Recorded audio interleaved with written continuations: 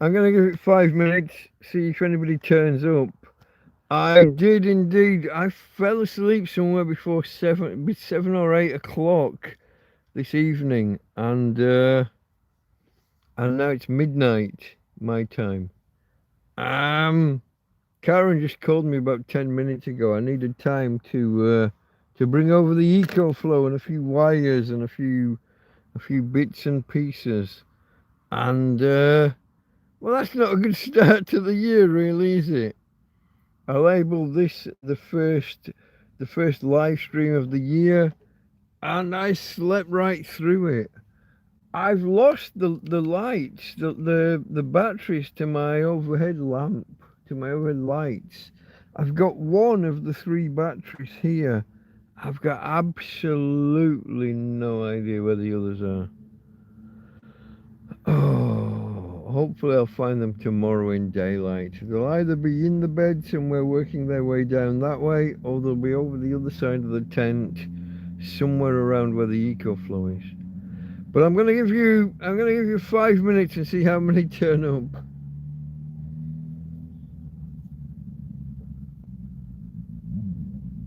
If it's under 10, then I'll consider abandoning. But if people turn up, I'll give it a go and give it a shout. Um, I did literally. Karen just ran, and as soon as I answered, as soon as I woke up and I thought, live stream. What time is it? Oh my god!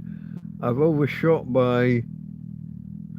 I remember laying here, kind of snoozing, thinking, "Oh, there's loads of time. There's no way I will sleep 2 hours or 3 hours. No way." And I wake up 2 hours after the start time. I've had like a 4.5, nearly 5 hour nap. If a nap can be 5 hours, I don't even know if that's. Does that fall within the definition? I'm not sure. Quieter tonight all round, says the sound of nature. I have got a motorbike just over my shoulder, but I haven't got the fireworks. There's none of the shenanigans that we had a couple of nights ago on New Year's Eve.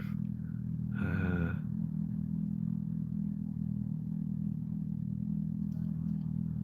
I'm not a big fan of a single person conveyance making that much noise. If you've been here before, you will have heard me rant about loud motorbikes before now.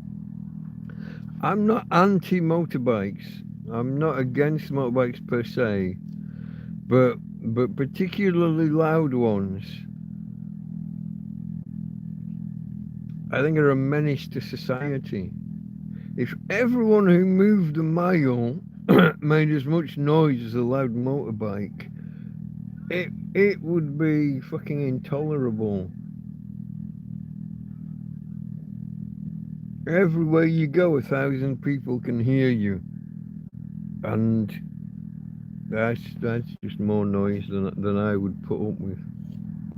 Scrolling back just in case. Well, Marie was here earlier. She's off too. Oscar, I'm off. Somebody please send him an alarm clock. Bye all. Okay. Here we go again, lol. Wake up, DM. Yeah, I was fast asleep, folks. Yeah. Will he be on time? Oscar was asking. No, no, no. I fell asleep. I brought my solar panel back across after the sun went down. I brought my solar panel across. And I got tucked up in bed with the dog.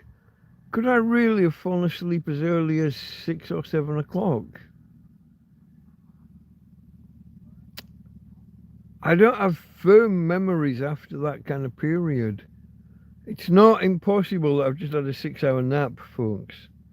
If 6 hours could be a nap. I don't know. I honestly don't know. Now, we're nearly 5 minutes in. There are 8 of you here. I did say 10 to kick things off, but okay, that could be close enough. Thumbs up if you haven't. I do apologise for my tardiness. It is midnight my time now. Um, Have I got an actual clock for my start? 6 minutes past the hour. Yeah, okay. So I started after the hour, after midnight. Apologies, folks. Apologies. It was my intention to begin tonight, but it was also my intention to do some preparatory work and prepare some topics for tonight, which I likewise have not. Obviously, if I've been asleep all evening, I have not fulfilled my own obligations. I saw Zami Adams just saying hello, and late night says Keith with an F, Keith. Uh, Karen says hello everyone. I'm watching a movie, so we'll bob back in and out. Okay. I think she's with her daughter probably. So apologies to anyone that was here earlier at the proper time who bobbed in and out. I have no excuse. Yes, asleep. I think just asleep, not beer asleep. Although it is beer o'clock.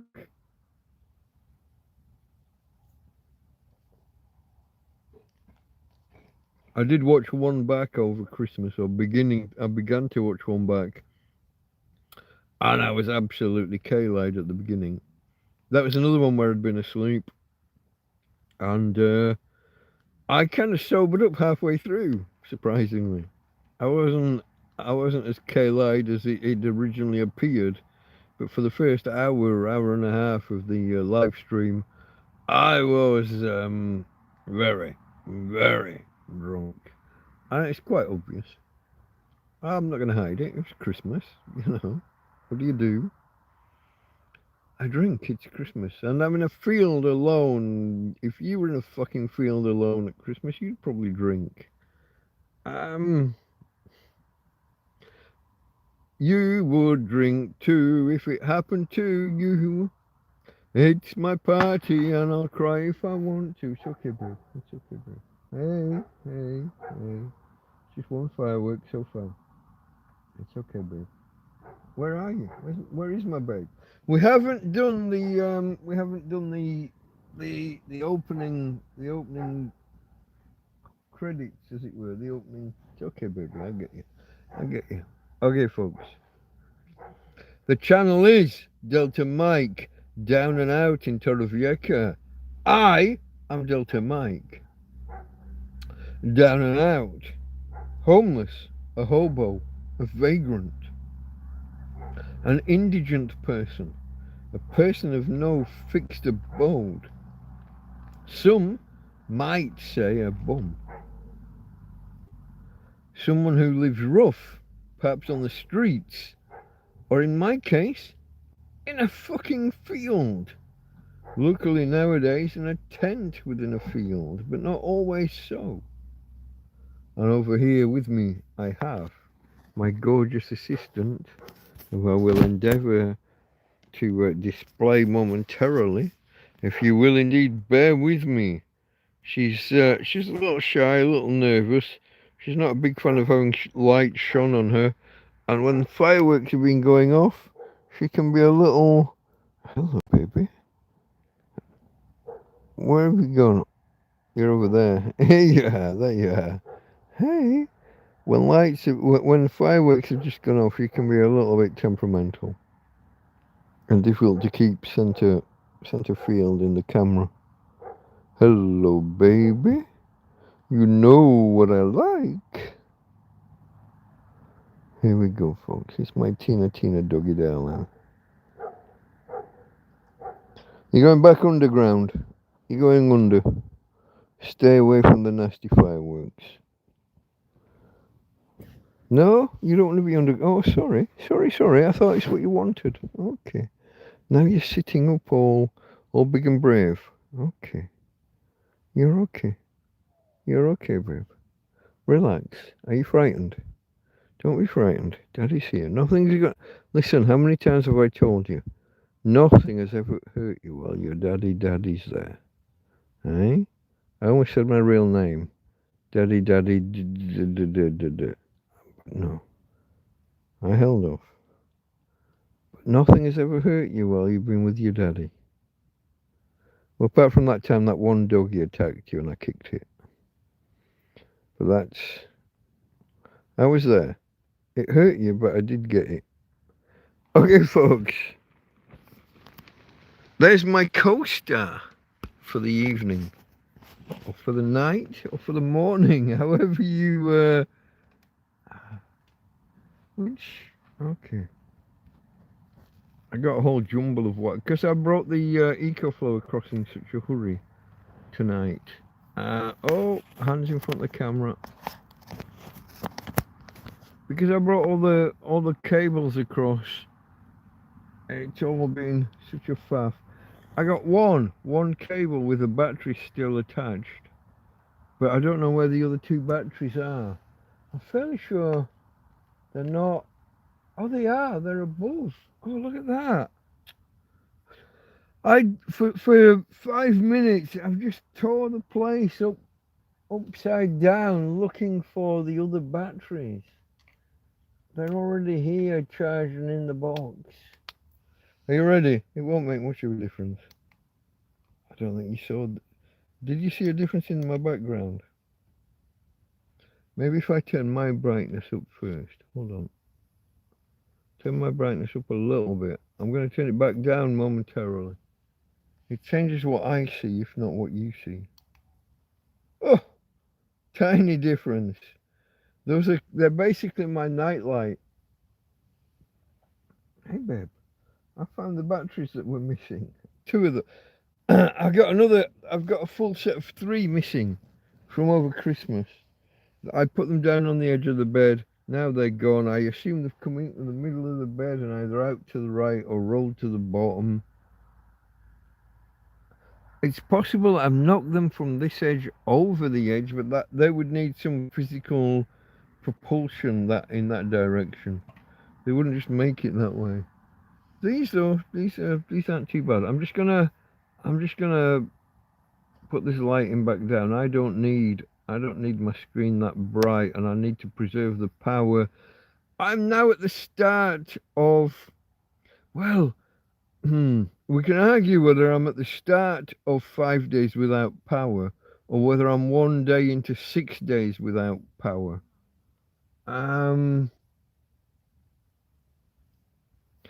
Scroll. I see I've got a couple of messages. As a lawful being, your schedule belongs to you. My time is my own, my friend. So there was Zami saying, evening, Mike. It's the latest catching up with you. That one, maybe the lateness. Yeah. Karen is bobbing in and out. Too many late nights. Could well be. I am a night owl rather than a morning person. I've never really been a morning person. Although obviously jobs and running companies and things makes you have to be to a certain extent. There have been times in my life where I would wake up at 4 in the morning, get up and crack on with work, and get a good 2 or 3 hours in before having to go and get ready and go off to the office. But that was back when I had a job that I enjoyed. It was me. It was my company. It was, yeah. This isn't that. This is a guy lying in a field. Robert McIntyre. Hi, Mike from Robert McIntyre. Hello, Rob. Hello, my friend. I don't know if you're a Rob. I'm calling you Rob. You might be a Bob. You might be a Bobby. You might be a Robbie. You might be a Rab. McIntyre sounds Scottish. You might be a Rab rather than a Rob or a Bob. Give us a clue. What do you prefer? Maybe you just prefer Robert. Maybe you're a Robert, not a Rob, Robbie, Bob, Bobby, Rab. Maybe you're none of those. You might actually just be a Robert. Who knows? It's your birthday, says Luke in Benidorm. Well, happy birthday, my friend. What's this? Is this the third? I lose track so quickly. Well, yeah. Well, if it's the third where I am, it's the third where you are. I think that's what you're getting at. Hold on, I've got a message from Karen. Oh, okay. Karen just called me. Karen woke me up. I was a little bit dazed and confused. But apparently she messaged me before she called me. Mainly, not so much about you and the live stream, about whether I've left something running and connected, because power is going to be an issue for the next 4 or 5 days. What do you got here from Keith? Production line just started in the USA making flying cars. 300,000 carries 2 people per flying car. Yeah, it's not going to work. Flying cars I don't believe flying cars are ever going to work in an economical manner. Have you ever had a drone fly overhead? Imagine one with 6 or 8 propellers that has to carry, instead of 1 or 2 pounds, that has to carry 400 or 500 pounds, especially if it's carrying fucking Americans. If it's carrying 500 pounds, imagine the noise from the propellers. I'll be out fucking, I've just said about the noise that a motorbike makes. If you put a few thousand fucking drones over my head carrying fat fucking Americans, I'm going to be shooting them down out the fucking sky. That's going to be an incredible amount of noise. Imagine those propellers going at it. 6 or 8 industrial-sized propellers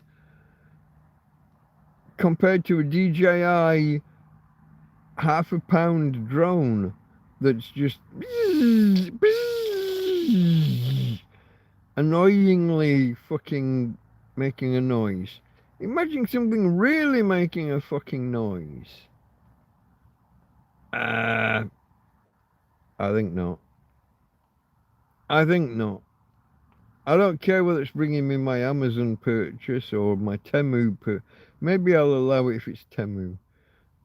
Bring me some cheap shit. But not fucking Amazon shit. That would be far too annoying.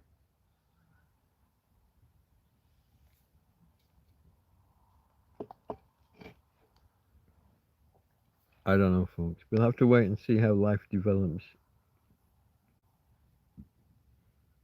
2316 in England. My birthday's the 2nd. Oh, your birthday is the day that's just ending, not the one that's about to begin. Okay, Luke, I got you. Sorry for the confusion, my friend. I hope you've had a happy birthday then, I guess is the way to put this, isn't it? You've only got 3/4 of an hour before it's your unbirthday, as Lewis Carroll would have put it in the... was that Through the Looking Glass? Was that the sequel rather than the original? I'm guessing it would be. I'm not a big... I've read both. Can I distinguish them in my head? Probably not. It's been 40 or 50. I read them as a kid. It's maybe time to revisit Alice in Wonderland and Alice Through the Looking Glass. Can you say hello to my mum? Of course I can. Patricia, you squeezed out a good one. Hello. And happy birthday to him, and I guess happy birthing day to yourself. Thank you. He seems like it was a good one. I don't think you wasted your time. Okay. Do I want to get any more? No, I'm not going to go anymore. I'll shut up there, because I could I could embarrass us all. Legs in stirrups. No, shush. I've shut up now. So yeah. Well done, Patricia. I would say that leak was one of the good ones. And I will leave it at that. Happy birthday to him, or what's left of his birthday, and happy birthing day to you. Cheers.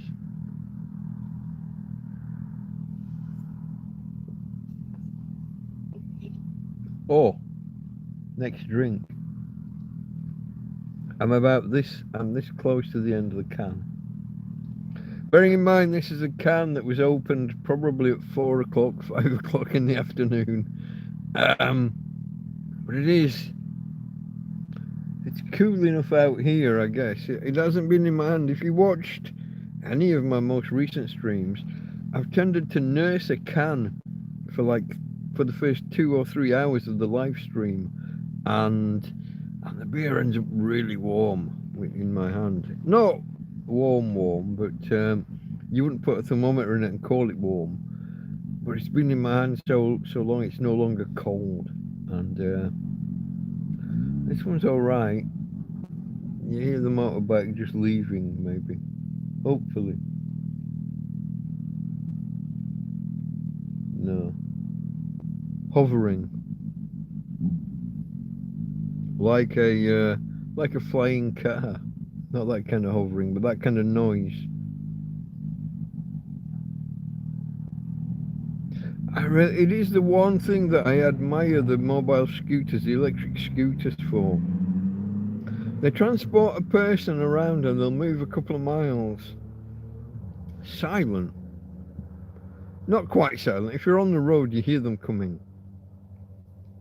But you know they're there, but they're effectively silent.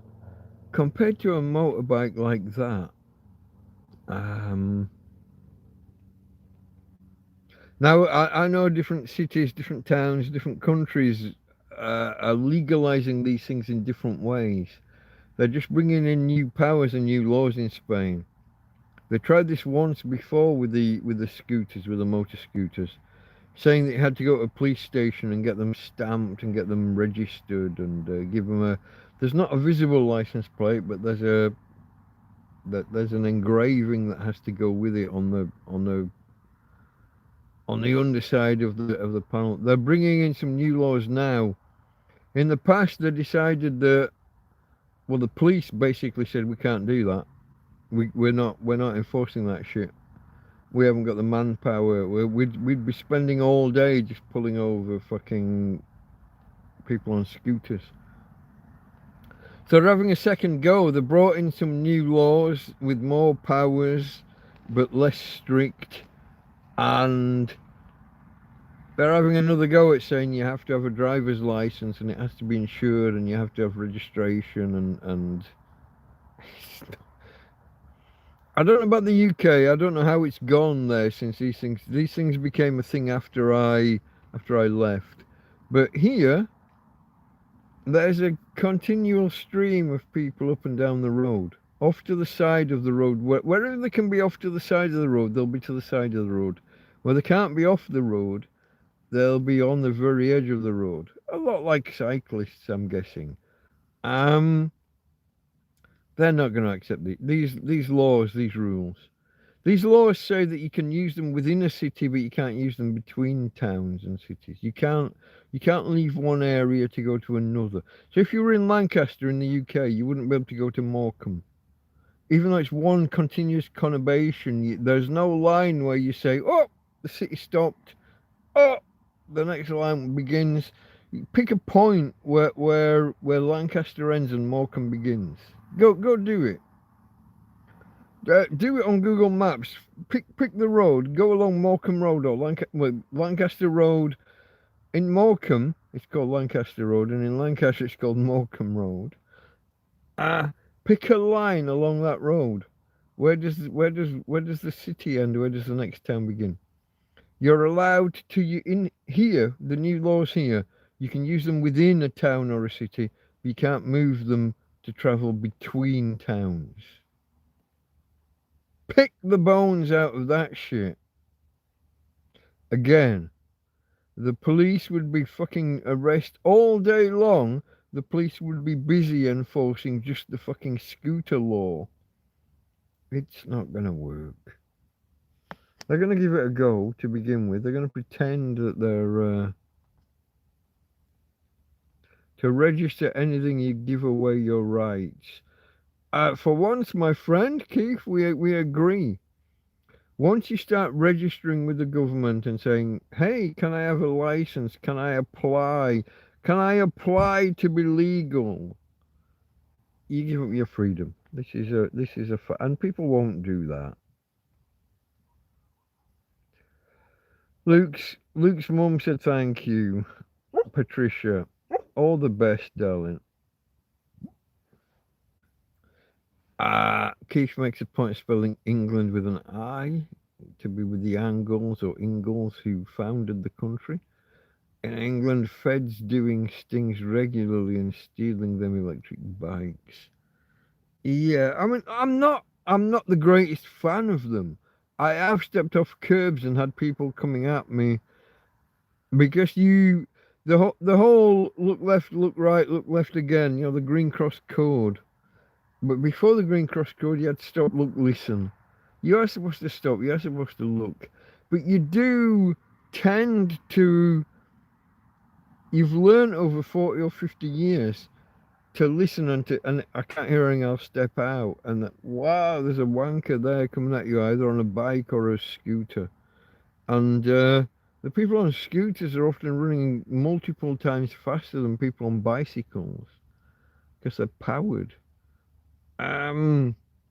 It's laziness on my part to just step out and not look first. I will be the first to admit that. I wouldn't even say laziness. It's habit, because my entire life you could hear people coming, whether they're a car, whether a motorbike, whether an actual bicycle bike, you could hear them coming. Some of these scooters are moving so fast and so quiet. It's not quite the case. So habit has taught me I can just step out and reality is now clashing with my habit. And I guess technically that's my fault. It's me that's stepping out and into danger. But it's only become a danger in the last few years out of my 57 years on this planet. 55 of them since I was taught the Green Cross Code and how to cross a road. We can get on to the full other story of the way that cars now have to slow down to 20 in places. When I left the UK, they were introducing this thing of 20 miles an hour. I don't know if you know that in places that measure shit in kilometers, they're restricting them to 20 kilometers an hour because kids are more likely to survive if they get hit at 20 kilometers an hour. Fucking teach your little bastards to cross the road. Stop, look, listen, Green Cross Code. You gotta feel sorry for him. He wasn't just dubbed out of Star Wars, he was dubbed out of the Green Cross Code Man with the guy doing the voice of what's that called? Received pronunciation. He had a strong, was it Devon? Devonian accent. Cornwall, Devon, or that other one next to it that I can never remember the name of. One of those. He was dubbed into oblivion. Big bloke, bodybuilder. Green Cross Code Man. What's he called? I want to say Morse, but that doesn't sound right. Morris, Dave Prowse. There we go. I got another one of these little flies flying around tonight. They haven't bothered me all night, but I turned the big light on and now they're, I got one circling. I'm scrolling. It's a money spinner. Good morning, Magic Mike. I'm not that well. Does it look like a baby's arm? Magic Mike. Mr. Gary Green is in attendance. People don't look. Everyone looking down on their... say, phones with an F. Keith with an F is spelling phones with an F. Okay, I get a pattern emerging, Keith. See, I know how Keith is actually spelled. I know it's not K-E-E-F, but I refer to you by K-E-E-F because that's what you indicated. I honour you with the name that you instructed me with. But yeah, people looking down at their phones. This thing in London where they wrap, they pad the bottom of phone poles and telegraph poles and any other street furniture, wrapping it because people are going to walk into it. I say don't. I'd say put fucking spikes on all of the poles and furniture. Let's have people garrote themselves by accidentally walking into a fucking road sign. No, if you can't spot that there's a metal pole in front of you, I say you deserve to go. It's Darwin Award time. Let's put big fuck off spikes so that people can what do they call, what's the Spanish word for impaling yourself, gutting yourself? There are two, I think there are two different words. But yeah, no, let's have some of that. I can't remember what those Japanese words are.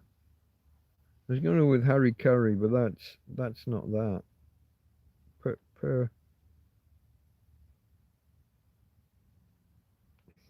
Not gonna get it. Not gonna remember it.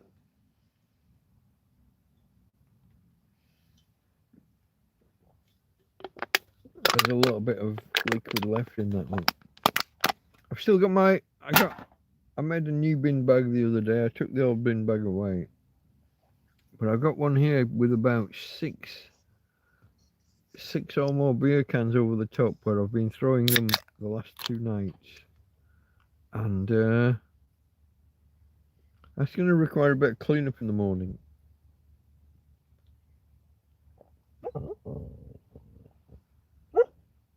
I do still have, folks. I am a fan, as you know. I am a fan of two-handed drinking. The white wine that's been here for about 10 days, that's finally succumbed. That went this afternoon. And so did the cardboard red wine. The Card Bordeaux, as we call it. Here's my Christmas wine from Anthony. My Christmas wine from Anthony is about to be fit. It might... Oh, what do you think? Can you see that level? I'm not sure you can see the... I don't think you can see the liquid inside. I don't know whether to give the glass an extra... I've got that much in the glass. That's probably roughly where I would stop ordinarily. But there is just that little bit more. Rather than leaving it for a separate session, I'm going to be brave and push on, and that's the end of that bottle. So that bottle can join the, this is going to make a noise, just bear with me. Yeah, it landed on the empty cans. Box wine is what Americans would call it. Yeah, I call it Card Bordeaux. It's red, especially when it's red. When it would be like something akin to a cheap Bordeaux, but it comes in cardboard. A Tetra Pak.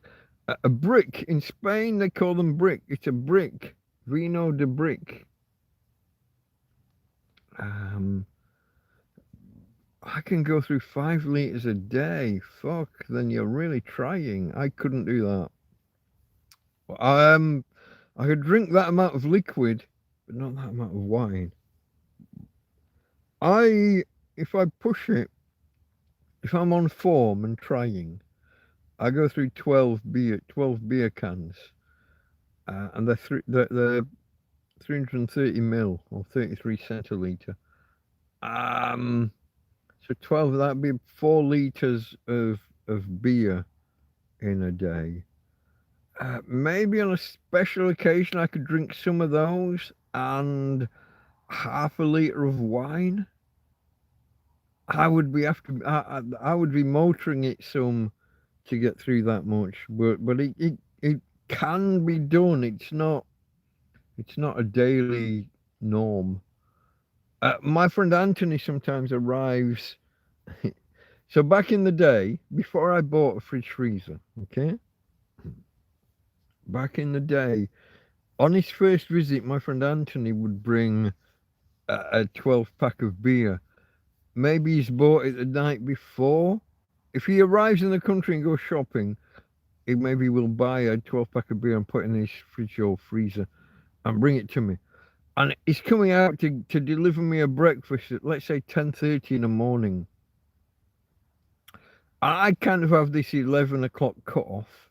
If you remember when the bars used to open, when the pubs used to open in England, I have this 12 o'clock, this 11 o'clock cut off. But a friend's arriving and bringing you cold beer and it's 10:30. And I will, if the breakfast needs to be accompanied by a drink, I'm not going to sit there and power up a fucking gas burner and make some coffee. I'll especially he's brought orange anyway in his pocket for himself. He's not my story to tell. I'm going to shut up there. He doesn't drink. We'll leave it there. But I will bend the rules and for that half an hour between when I could start and when he's brought. Don't let cold go to waste. Cold beer is. I live in Spain, folks. For most of the year, cold beer doesn't fucking exist or didn't exist. If someone brought me a 12 pack of cold beer, by the time I drank 3, the rest weren't cold anymore. Now, because fridge freezer. It's a camping fridge freezer, so it's small. It's knee high. I mean, it's literally just knee high. And that's with it stood on 2 pieces of polystyrene that keep breaking and breaking and breaking. It's not going to be knee high forever. I need something to get it up off the ground level because moisture and potential flooding. But yeah, I would break my own rules. I had a. Don't get me wrong. In the past, back when pubs were pubs and we didn't have 24-hour drinking, I could be found in a pub sometimes at 11 in the morning. But only if I was seeking a breakfast. Yeah. Gary Green with his 5 liters of wine in a day. Oh, I could put a sizable dent in 5 liters of wine, and they sell it really cheap out here in Spain. I mean, it's way less than €1 per liter. When you're buying in bulk like that. So it's not it's not that I wouldn't spend that amount of money. I don't think I could do that amount of alcohol. You're like a Roman with that wine. Gary certainly would be, yeah. In South Africa, I see they sell it without the box, so it comes in packets. I saw this in America where they were buying what I would consider to be multiple liters of wine, but in like a refill pack. Yeah. They call it ocean wine because it moves like waves moving on the sea. I call it Jesus juice. What is the appropriate time to have your first drink in the day? Oh, there's a question. So if it was Christmas Eve going into Christmas Day, and you've been live streaming until 3 or 4 in the morning, You see, when what do you call day?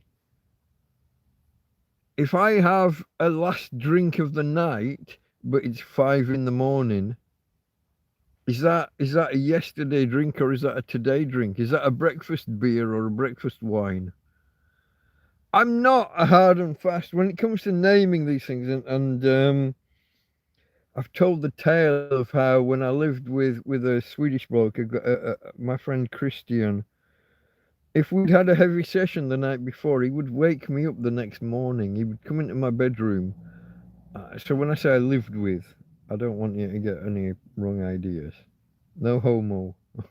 Let's just say no homo. But he would come into my bedroom and bring me a cold beer anywhere from 4 or 5 o'clock in the morning onwards. Um, and then we'd sit on the balcony and watch the sun come up because it faced kind of southeast.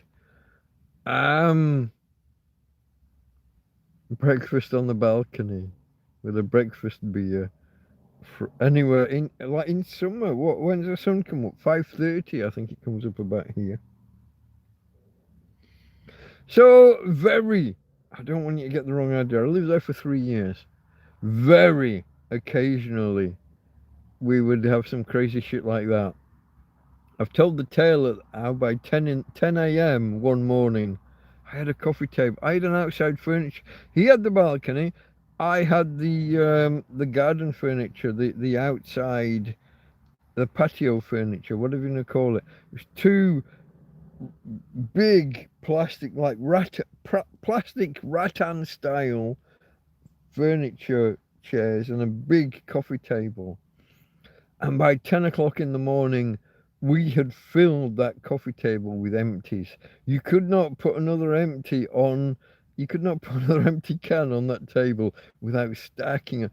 It was maybe 1.5 meters wide by 3/4 meters deep. I'm going to call it still a square meter, over a square meter. And we'd filled it with empty beer cans by 10, half 10, maybe as late as 11 a.m., but I don't think it was that late. I don't think it was that late when we had them all falling off the table. And so, yeah, I'm not, you see, what was it my parents kind of if you have like a fixed start time for drinking, you've probably got a problem already. You've set an acceptable allowance that you're gonna beat at some point. And they were more like, just be sensible. Once or twice a year, you can break whatever rule you've got. It's not hard and fast. You're not an alcoholic just because while you're on holiday and the hotel give you a Bucks Fizz at 8 o'clock in the morning while you have breakfast. You're not an alky all of a sudden. Just go with it. Go with the flow. Life's too short to be creating these. I just saw Marie, who left. She came in and went at the time as advertised, and I wasn't here.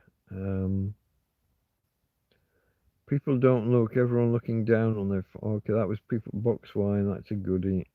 5 liters a day. You're a Roman without wine. Here in South Africa, I see they sell it without the box, so it comes in package called ocean wine. Okay, yeah, we read that one. Jesus juice, yeah. Okay, this is what is the appropriate time to have your first drink of the day. Listen, most days of the week, most days of the year, I'm going to say somewhere 12 o'clock onwards. 12 o'clock, 1 o'clock, 2 o'clock, you can have your first drink. But if, like on Christmas Day or New Year's Eve or New Year's Day, if you find yourself having a breakfast beer, a breakfast wine, maybe even a breakfast brandy. What do I sound like saying this? Don't beat yourself up over it, folks. If it's not if it's a one-off, hey, it's a special day. Let's just break the rules and do something special. Fuck it. Why not? If you have a hard and the sun's not over the yard arm, which used to be a thing for like 4 o'clock in the afternoon. The yard arm is something that swings out from the mast for you to load pallets, crates onto a boat. But that arm, they used to wait for the sun to get over that to say, "Oh, the sun's over the yard arm. Now it's time for a drink." Listen, these things can all be fun and to have a measure, to have a rule. I'm not saying that automatically makes you an alky, but if you're relying on a rule, oh, I never drink before that, but after that you throw it down your neck like fucking like there's no tomorrow. Um, then you end up as a 12-stepper. Then you end up as an alcoholic. I'm in all things in moderation, no rules, guidelines. Stick to the guidelines 360 days out of the year. And if for 4 or 5 of those days it's a special day and you break the rule, yeah, what the fuck? Breakfast beer, 9 o'clock on a Christmas day. I'm not going to argue. Maybe it's a brandy first thing on a Christmas day, or some other day appropriate I'm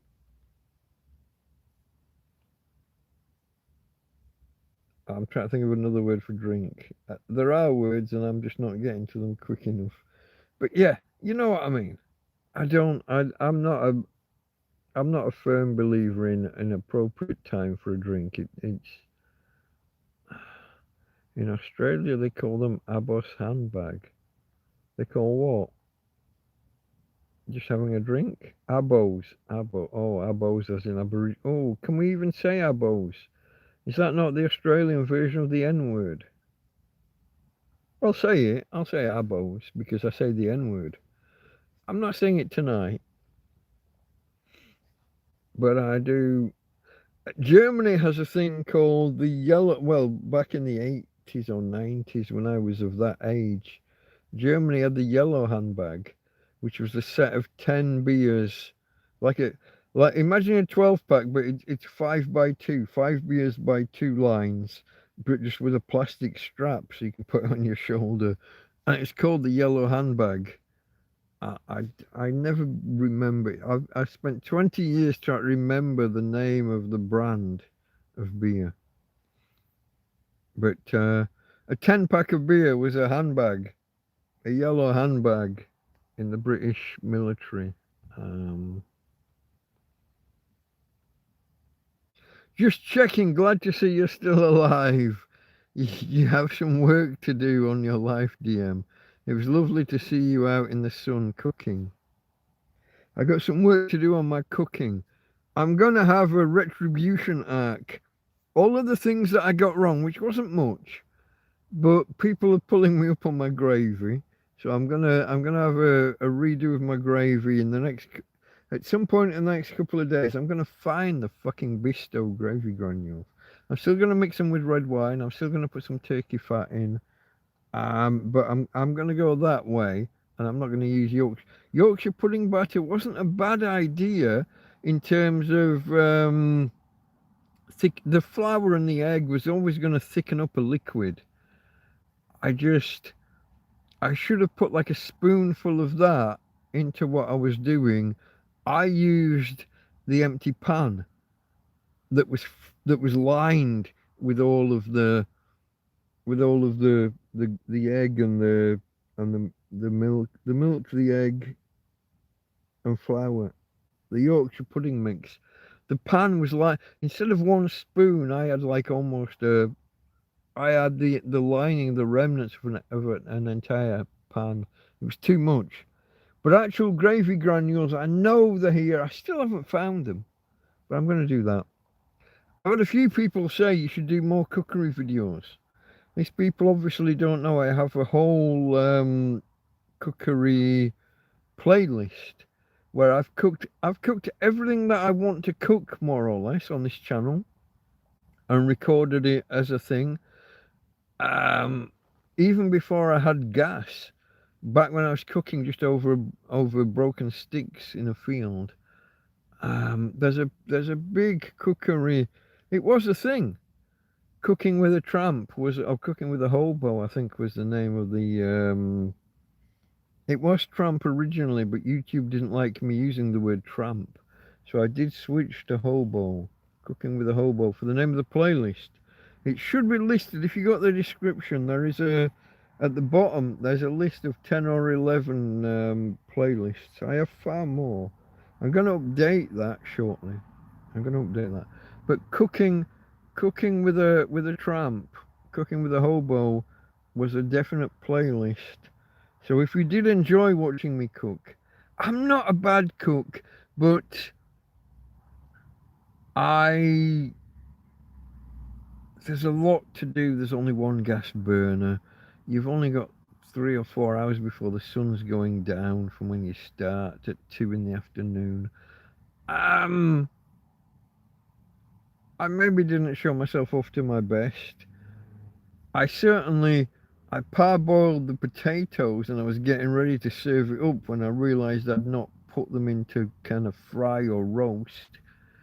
That delayed things by about half an hour. Then I overcrowded the pan because of the meat and everything else.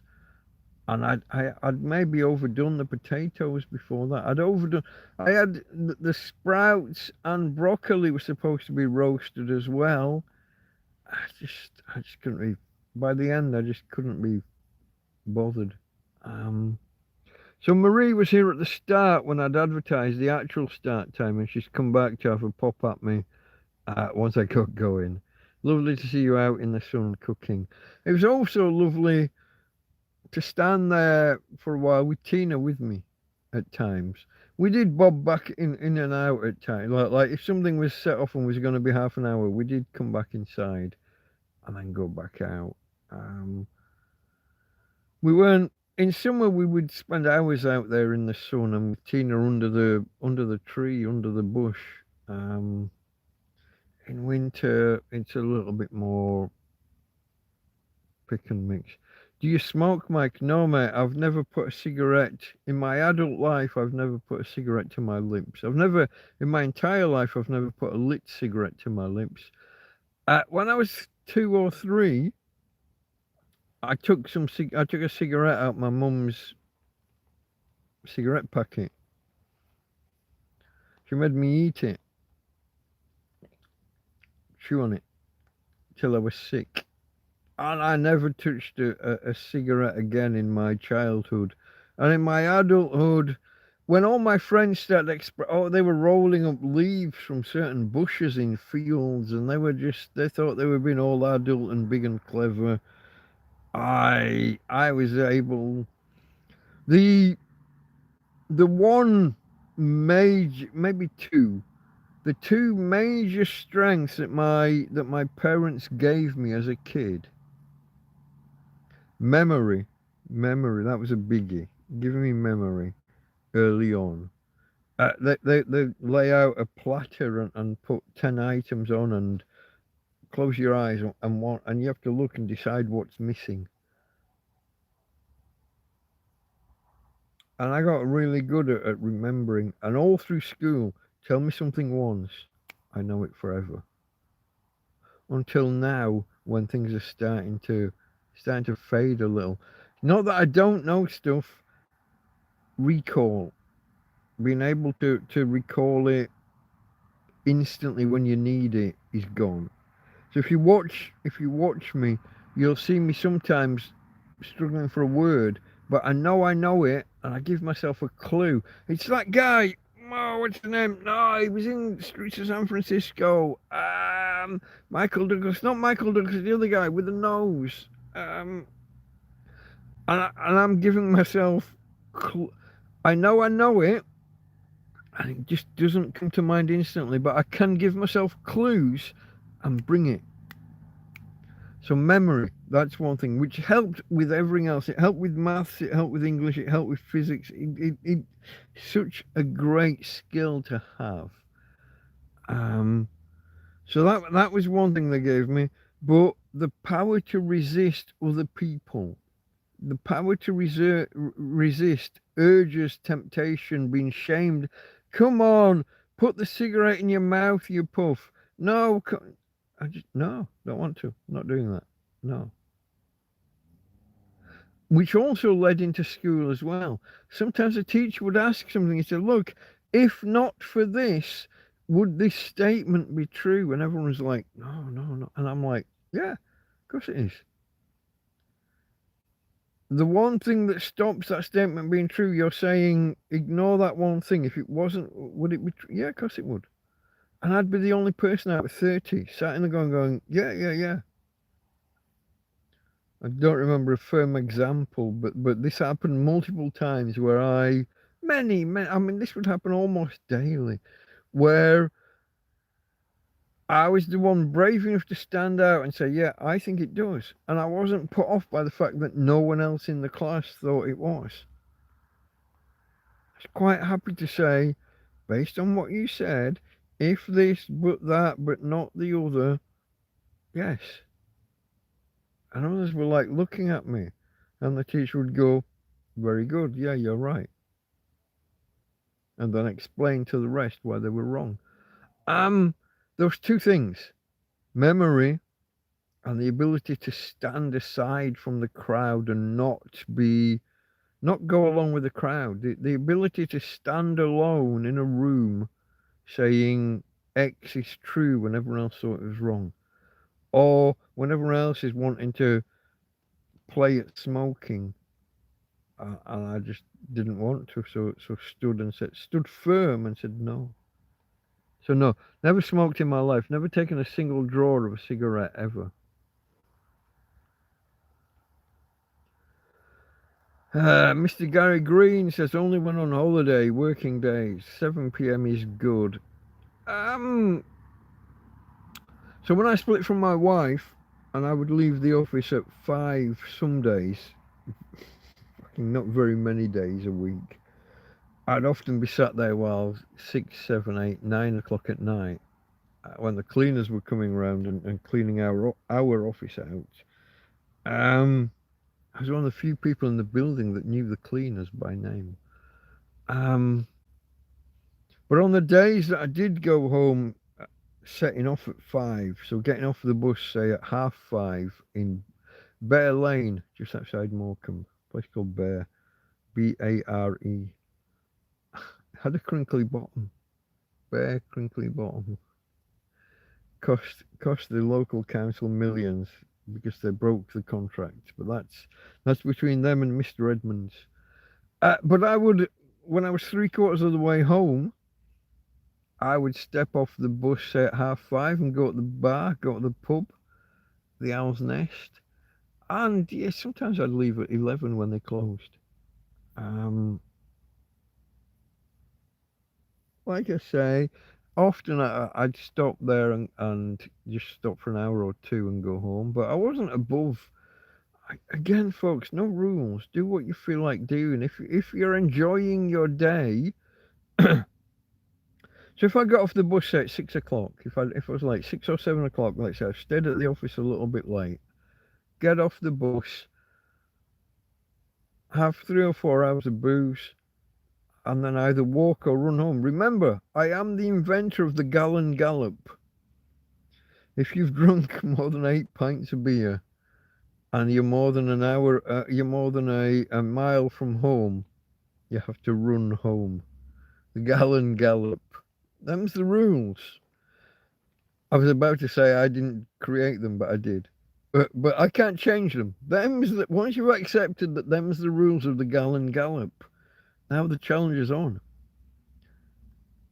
You're more than a 20-minute walk from home, so you're more than a mile from home, and you've had more than 8 beers, or you've had 8 beers or more. That's a gallon. America, our gallons are bigger than your gallons. Our pints are bigger than your pints. by about a third, no, a quarter, 25% larger.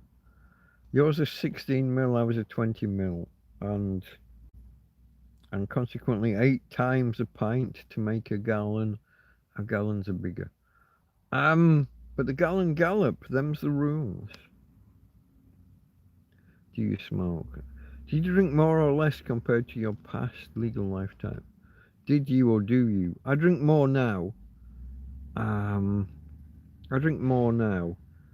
My first 5 months of being homeless, I didn't touch a drop. Hardly. I did at Christmas. I got some. I got a litre of wine at Christmas. Couldn't afford a 12-pack of beer. I hankered for a 12-pack of beer. A 12-pack of beer would have been about €2.50 or €2.60 at the time. I so wanted to buy 12 cans of beer for Christmas. I could only afford 1 litre of red wine, a card Bordeaux. But I've told this, somebody had left 3/4 of a litre of vodka by the bin. I did have that from about a month before Christmas, and I was taking one snifter, one little shot per night, every night through December, and it did last me until New Year.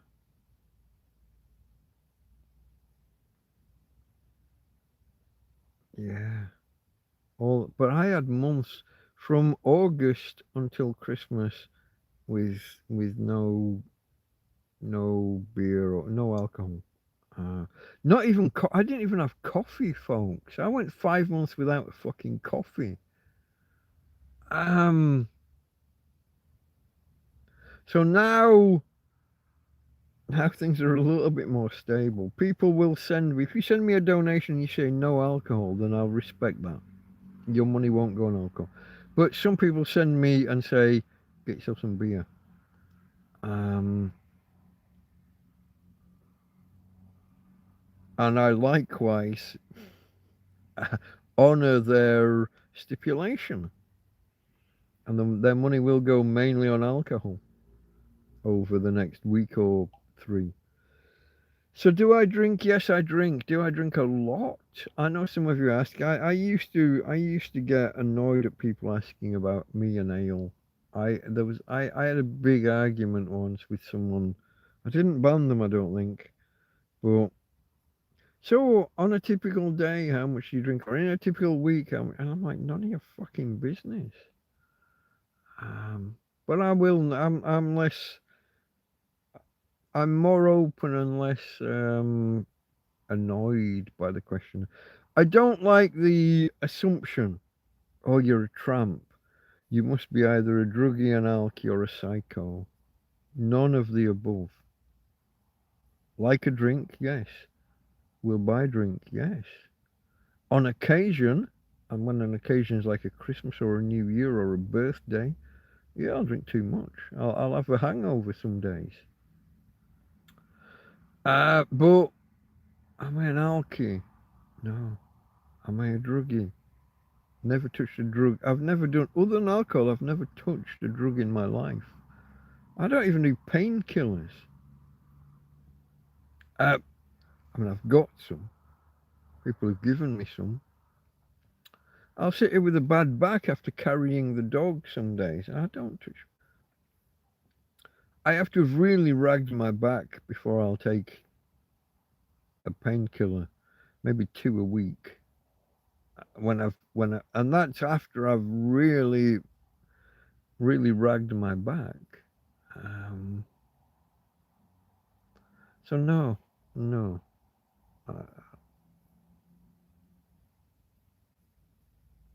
Did you drink more or less? I do drink more now than I did before, probably. I didn't say your cooking, I said your life. Marie needs me to refer back to a previous comment. I've probably answered incorrectly, but how long ago did she ask? Oh, it started there, just checking. Glad to see you're still alive. You have some work to do on your life, DM. It was lovely to see you out in the sun cooking. You don't want me to work on my cooking, you want me to work on my life. Yeah, I mean, you're probably not wrong.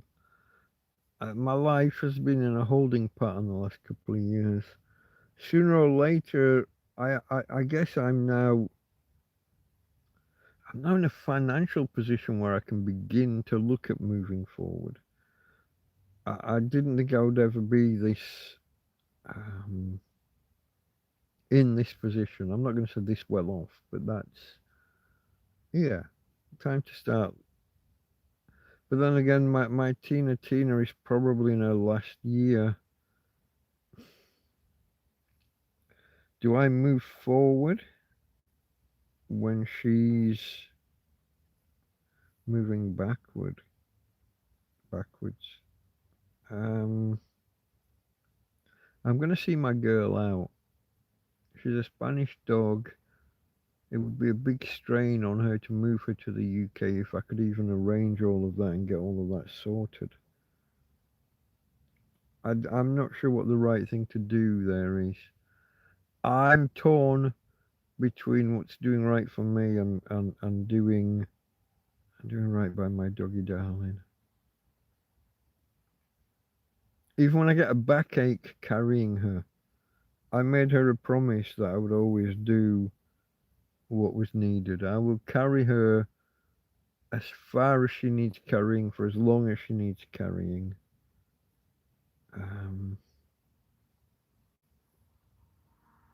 And as time goes by and I'm carrying more and more,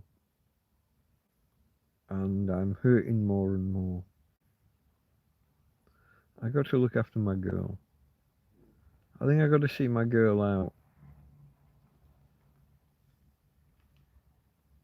I've got to see my girl out. So I'm glad that some of you enjoyed my cookery video. It's my first cookery video in a long time. Like I said, there is a whole playlist. I'm surprised YouTube, when it shows you the video, doesn't show you the playlist next to it. They seem to introduce these features that they themselves are not bothered with. What's the point in having the whole... If a video is part of a playlist, fucking present the playlist next to it and give people the opportunity of seeing the next video, go back, see the first video. And YouTube seem to be being pushed around by when another platform introduces a feature, YouTube will create that feature or something similar. But they don't push it, they don't promote it. I've got playlists. Listen, my videos have been watched tens of thousands of times. And I create a playlist, and the entire playlist got like 200 views. The fuck are you... What? What? My videos have got tens of thousands, maybe hundreds of thousands of views overall. But I put them in a playlist, and the playlist itself's got 200 views. Is that my fault? Is that YouTube's? The fuck are you doing? Like, what? I don't know. UK weather report, it's -2. This is Keith. Do I remember where Keith is? I do not. Sorry, mate. Life slips away. It does. The years pass by. I was talking about something a little while ago, and I was like, yeah, it's 10. Fuck, it's 30 years ago. I was thinking about back when I was at university. And it's 5, no, not 5, not 10, no, not 10, 20, is it really 20? It's more. Oh, fuck, it's 30 years ago. That kind of thing. Yeah, I think it might even have been, I might have been thinking about the date I got married. I couldn't remember what year. I remember the date, as in the day and the month, but the year was getting away from me. 95. It's 30 fucking years ago. The 16th of December, 1995.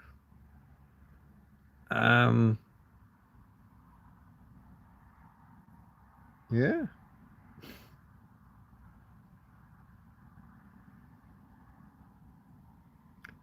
Yeah.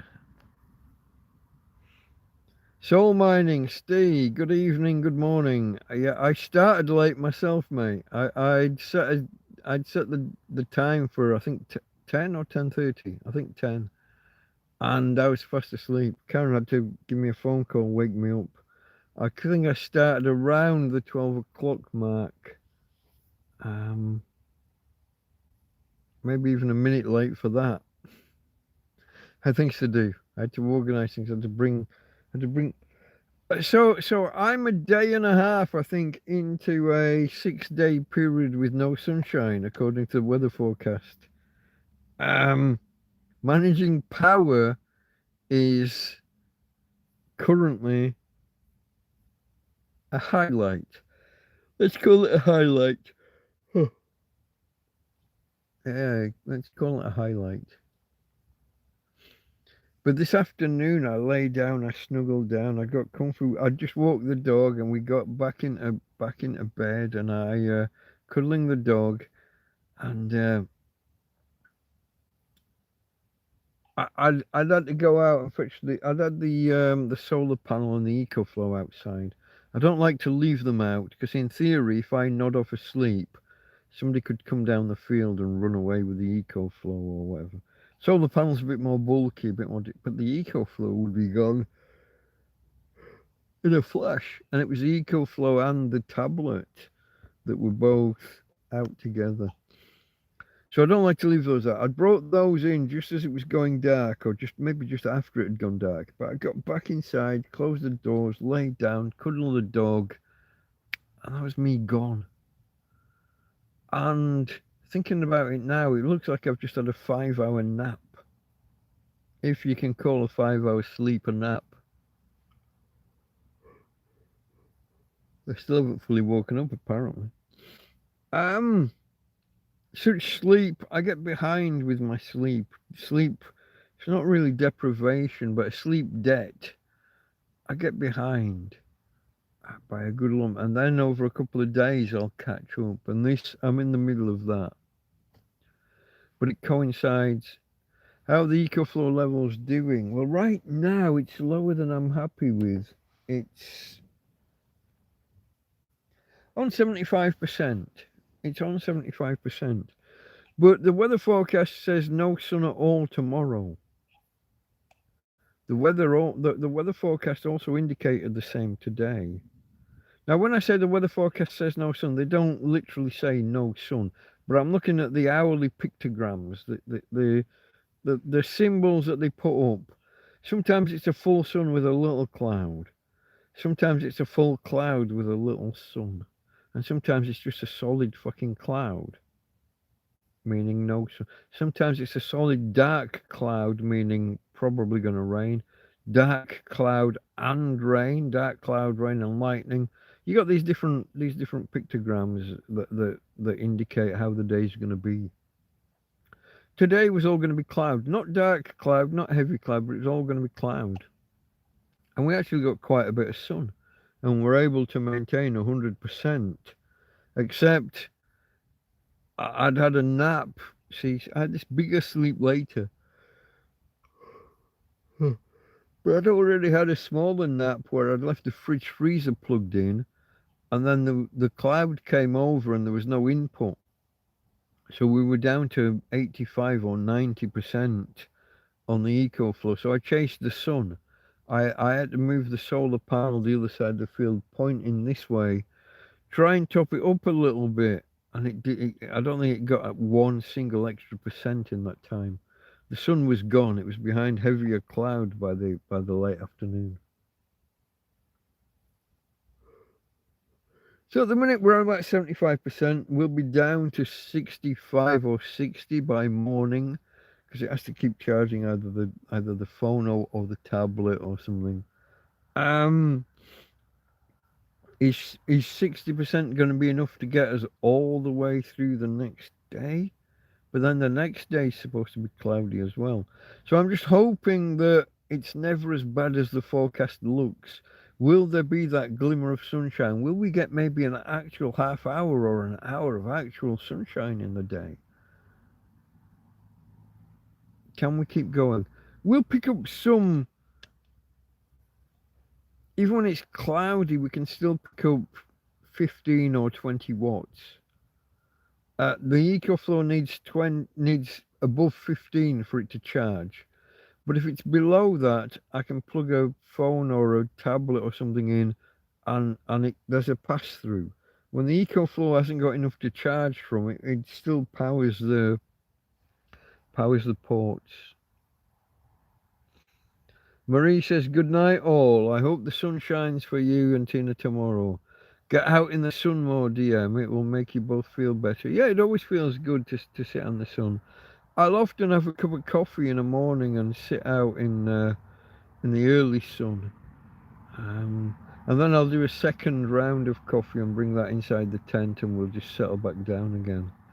Get a wireless door cam sensor. Andy and his computer tube. Happy New Year, DM. Happy New Year to you, my friend. Happy New Year to you. What was I about to say? I could do with actually a not just a door cam sensor, but an actual like a trail camera or something for movement. I wanted one for when the kids were throwing stones. I wanted a door camera. When I was getting lots of visits from the police, I could have done with a trail cam or some kind of external Wi-Fi camera thing. Keeping it powered, keeping it good, attaching it to a structure, to a tree or a telegraph pole or a power pole out in public. Not being, I'd be worried someone was going to run away with it. If I had like 50 quid's worth of camera stuck to a tree or a pole, someone could run away with it. But yeah, no, cameras and sensors and things have come a long way. I could do with one. Am I in a position to buy one? And would it be that valuable? Once you get one, you start wanting, you want to point in all directions. You end up wanting 4. What if someone steals from the? What if someone comes down through the field? What if someone comes in the car? What if they come in the car that way? You end up wanting 4. I haven't got that kind of money. I got a little bit, you know. I've got enough that I'm not asking for donations this Christmas or New Year. Those will probably return within the week. The begging line, the e-begging line.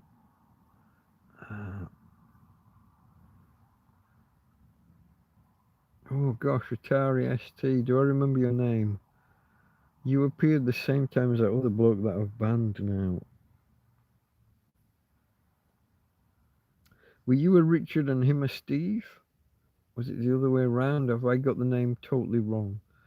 I don't know. But Happy New Year to you too, Atari. Atari ST94. I'm assuming you were born in 94. Making you 31. Is that right? I think that's right. Cam that alerts and gives you a live viewing without going outside. Yeah, something connected by Wi-Fi that alerts. Something I've imagined there's a tree just down the road. If I could strap something to that. My only thought is that when the headlights are on it, it might shine back at them like a cat's eye, be visible, and then they run away with it. It's Dave. See, I knew it was a common name. It just wasn't. It wasn't the Mike or the Steve that everybody else is. Dave. Okay, Dave. Happy New Year, my friend. Hit the likes, says Andy. Thank you for reminding people. I haven't done a good job of telling people. Hit the like button, folks. If we get to 20, YouTube will maybe do us a favor and alert a few more people about us. I know I was 2 hours late almost in start. No, I was actually 2 hours late in starting. Not almost 2 hours. Actually 2 hours. I'd create the stream and set it for 10, I think, rather than 10:30. I think I'd set it for 10. It was gone 12 when I actually started because I had a 4 or 5 hour nap. Who knew? Karen's gone to bed now. They've managed to find 2 bodies in the sea, still 1 missing. So sad they got swept away. This is in the is it in the Humber? I guess you're in the Humber rather than around the corner in the North Sea. Sad when people get lost and lose their life over Christmas stroke New Year. Are we on the 9th or 10th day of Christmas? We're somewhere there, folks, yeah? Well, it depends on your time of day. I guess me in Spain and you in the UK, you're all on the 3rd of January, 25. Hold on, 25. Oh, well, I'm rubbish at this. What days and dates? Adding days and dates. 25 to the 2nd is 8 days.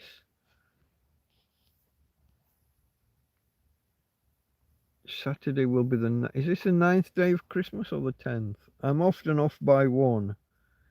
Days, dates, weeks, months. It's fucking difficult.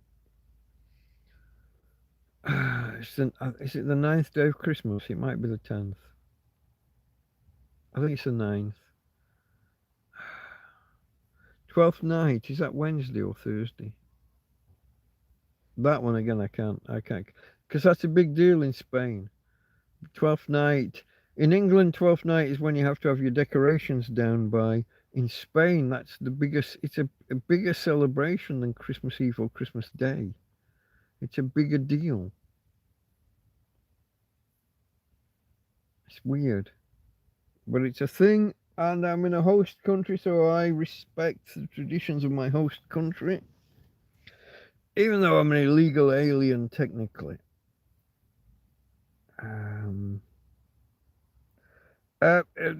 Humber, think Hull, Grimsby, Cleethorpes, that way. Good night, Karen. It was the North Sea rather than the Humber itself, so just around the corner. Okay. 3 killed. Oh, three kings. Yeah, the 12th night, 3 kings night. Yeah. So I saw 3 killed, and then there was an obstruction in the way. I thought you were saying 3 killed, but 3 kings.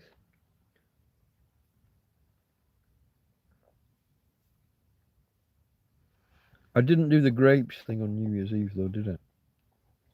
I say I respect the traditions. I'm aware of them, and I acknowledge them, even if I don't. I am nowhere near. Nowhere near.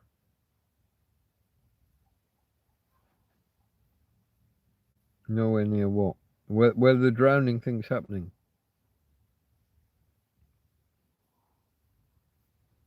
I'm an alien. I'm an illegal alien. I'm an Englishman in Spain. Yeah, Sting. Was it Police or was it Sting on his own? I'm an alien. He was a legal alien, he made a point to say, I believe. Do you know what I've just noticed? I haven't got my snood on. Where have I put it? I got a doggy down here. You haven't got it. It would be. I wondered why my neck was getting cold. That's a jumper, that's not a snood. Hey Tina. Where's my snood? You're still not it. I thought you might have been it when I Here's my it was in the same place. Flashes off. Otherwise they get broken. Snood over the neck. Tucked under the jumper.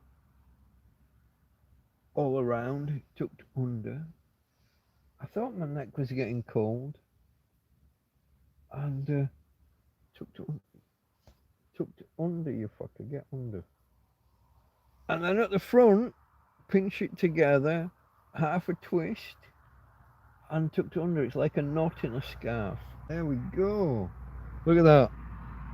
As well as cookery tips, I can give you casual wear tips, how to be smart casual with a snood. Most of you have never even heard of a fucking snood apart from me saying it. It's basically a scarf but sewn into a circle. It's a fixed.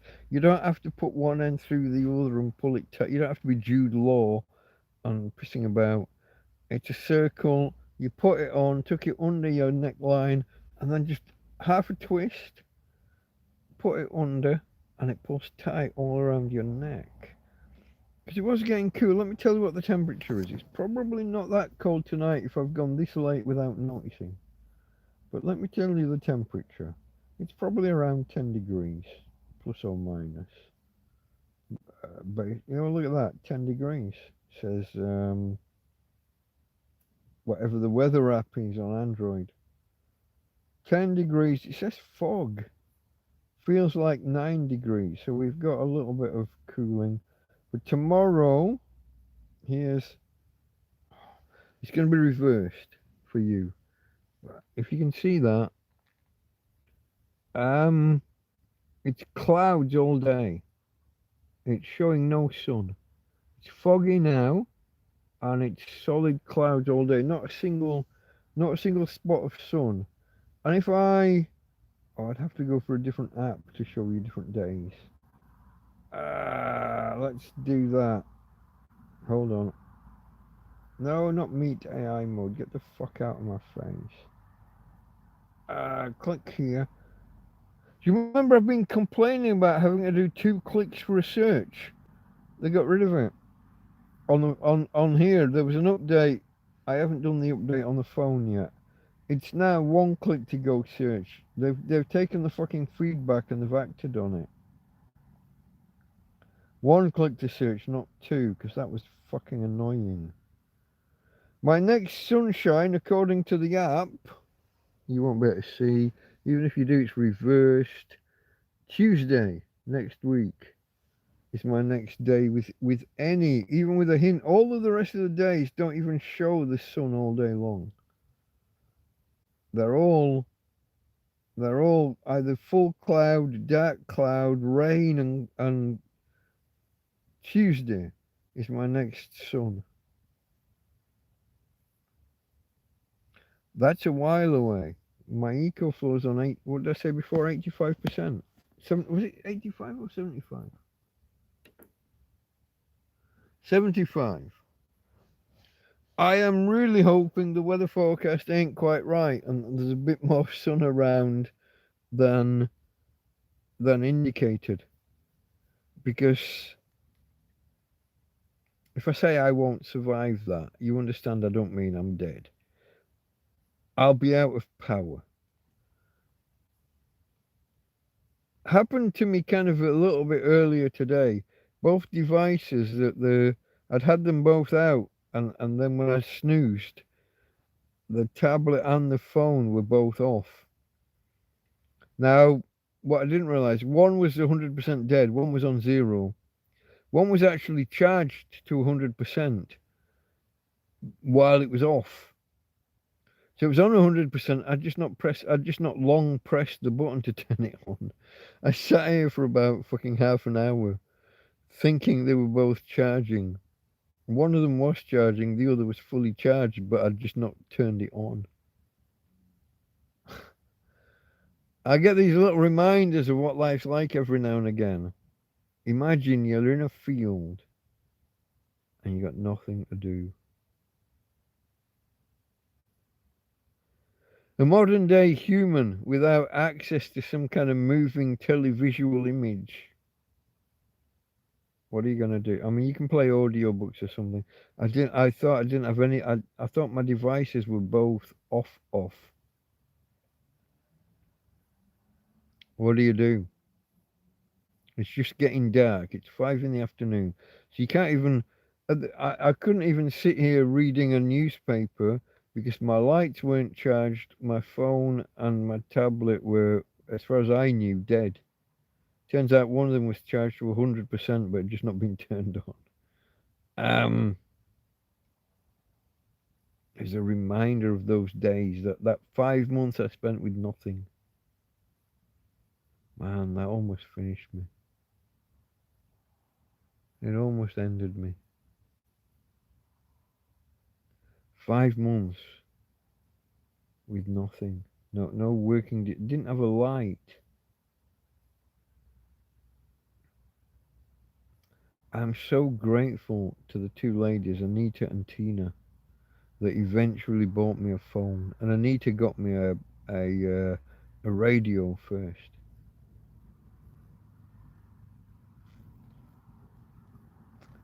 Let's not get morbid.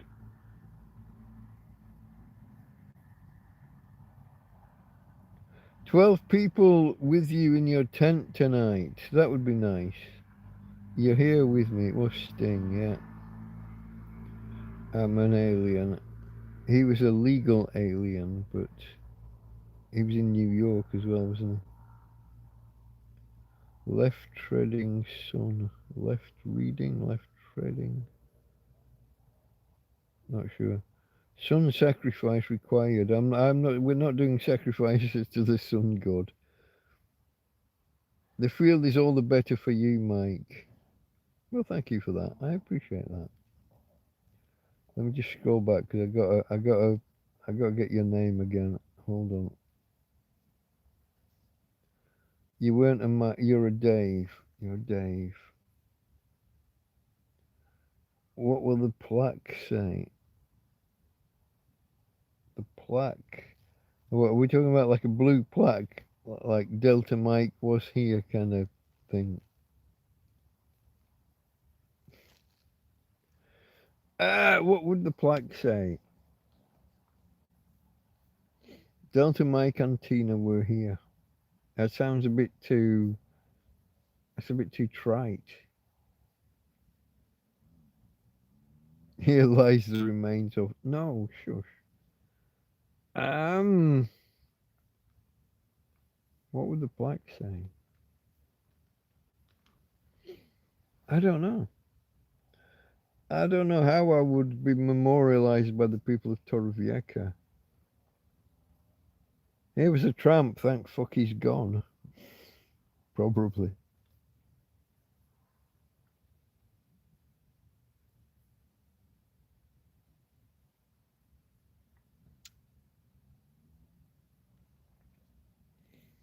Here was a tramp, and the police came and visited him often.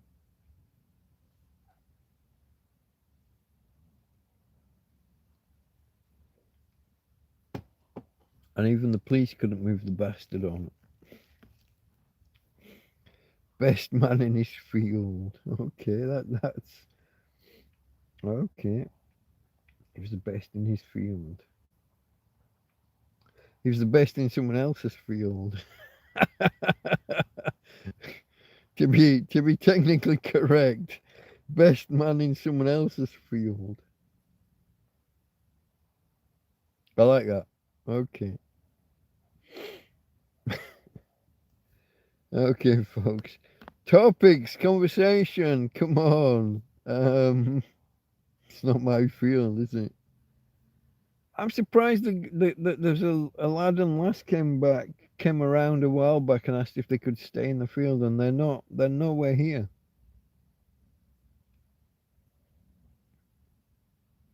It's possible that I thought about this afterwards. I spoke about them online. They were being hunted by people, and I maybe gave away their location or potential location. It might have been a loose lips sink ships kind of situation.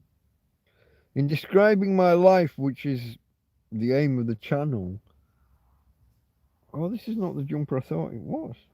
This is a different jumper. I got dressed in the dark. I've got a different jumper on. It looks really smart compared to what I normally wear. Where's the jumper?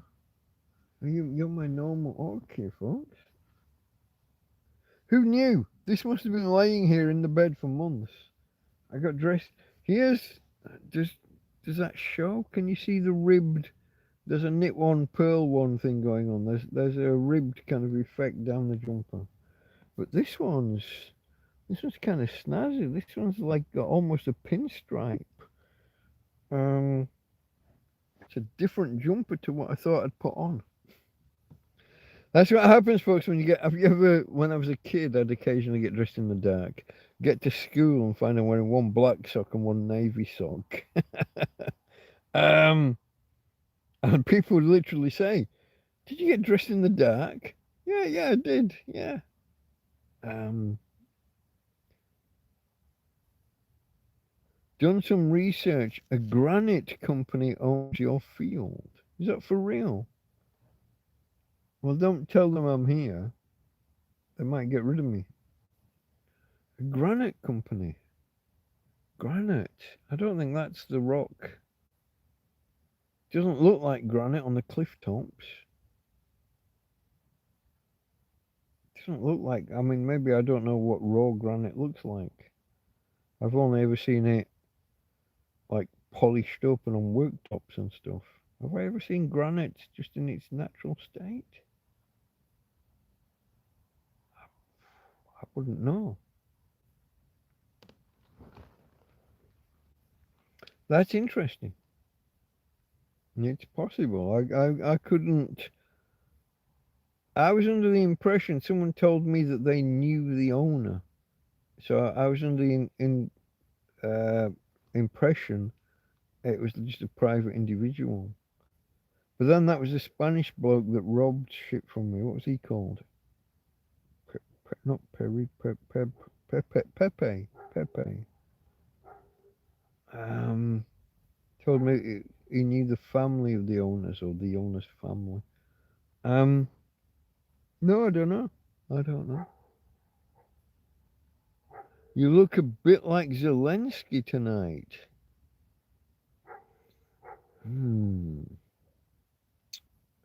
How to take that? In what way? I don't think I've combed my hair or anything, but why would I look more like Zelensky now than other nights? I don't know. I've bent my comb. I lost the other comb, and my main comb's brown. It's probably in here still, lost with everything else. I don't know, folks. Ouch. A little bit knotted at the back and on top.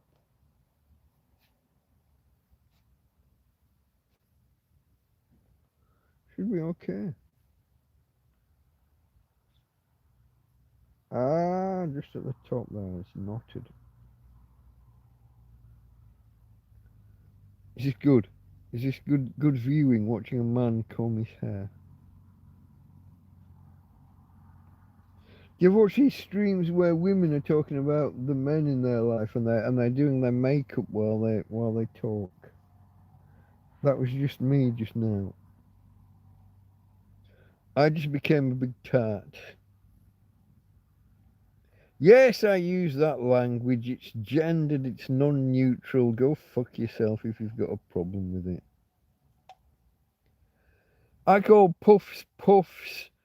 I call... I use the language.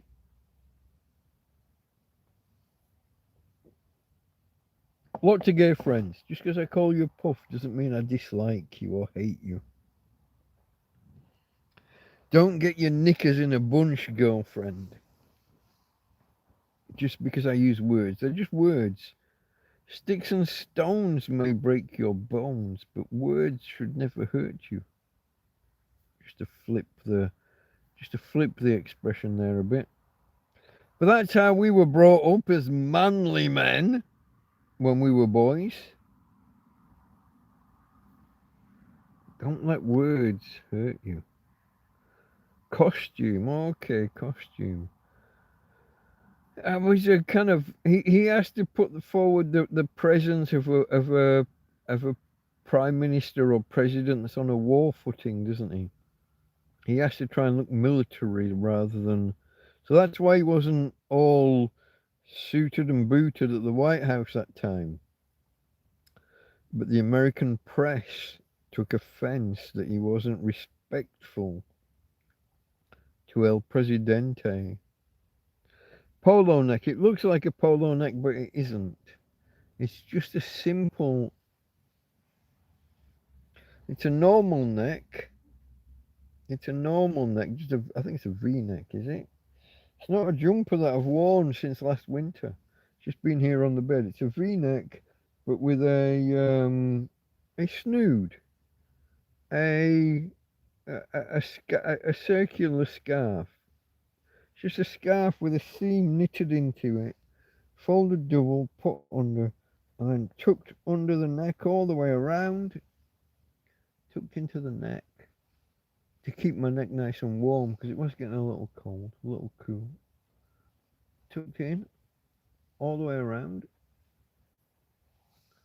and then hold the snood at the front, hold the snood at the front, half a twist, and then tuck it in under to pull it nice and tight around and around the rest of the neck.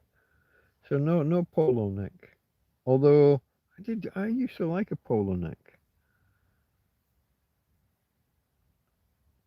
Women have three men, their ex, the current, and one in reserve. Yeah, I have noticed this.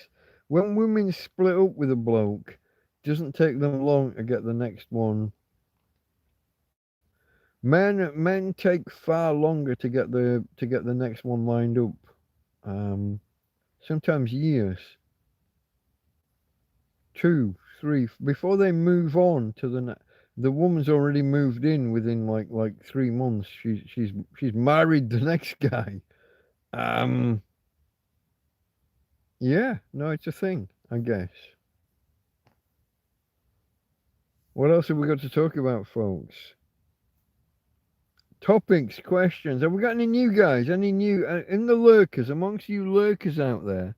I'm watching the numbers drop. Amongst you lurkers, have we got anybody who's new? First time here, you're wondering what this is all about. Who is this guy? Why is he holding court and talking to people? So the name of the channel is Delta Mike, down and out in Torrevieja. Delta Mike, that's me. Down and out, homeless, a tramp, a hobo, a vagrant, an indigent person, a person of no fixed abode. Some might say a bum. Someone who lives rough, maybe on the streets. In my case, in a field, as exciting as that sounds. In a tent in a field, fortunately nowadays, but not always so. Initially, literally just in the field. So that's Delta Mike, down and out. In Torrevieja. Torrevieja is a city on the southeast coast of Spain, on the Costa Blanca south. There's not really a lot more to say than that. If you fly into Alicante to go across to Benidorm, we're about the same distance, but directly south. So we're not too far away. We're about 1 hour south of Alicante, 2 hours south of Benidorm. It's not quite 2, 1.5, something like that. But we're south of Benidorm, and 50 minutes or so south of Alicante. About equidistant to Murcia. We're about 50 minutes north of Murcia city. If that helps you to regionalize, to locate me.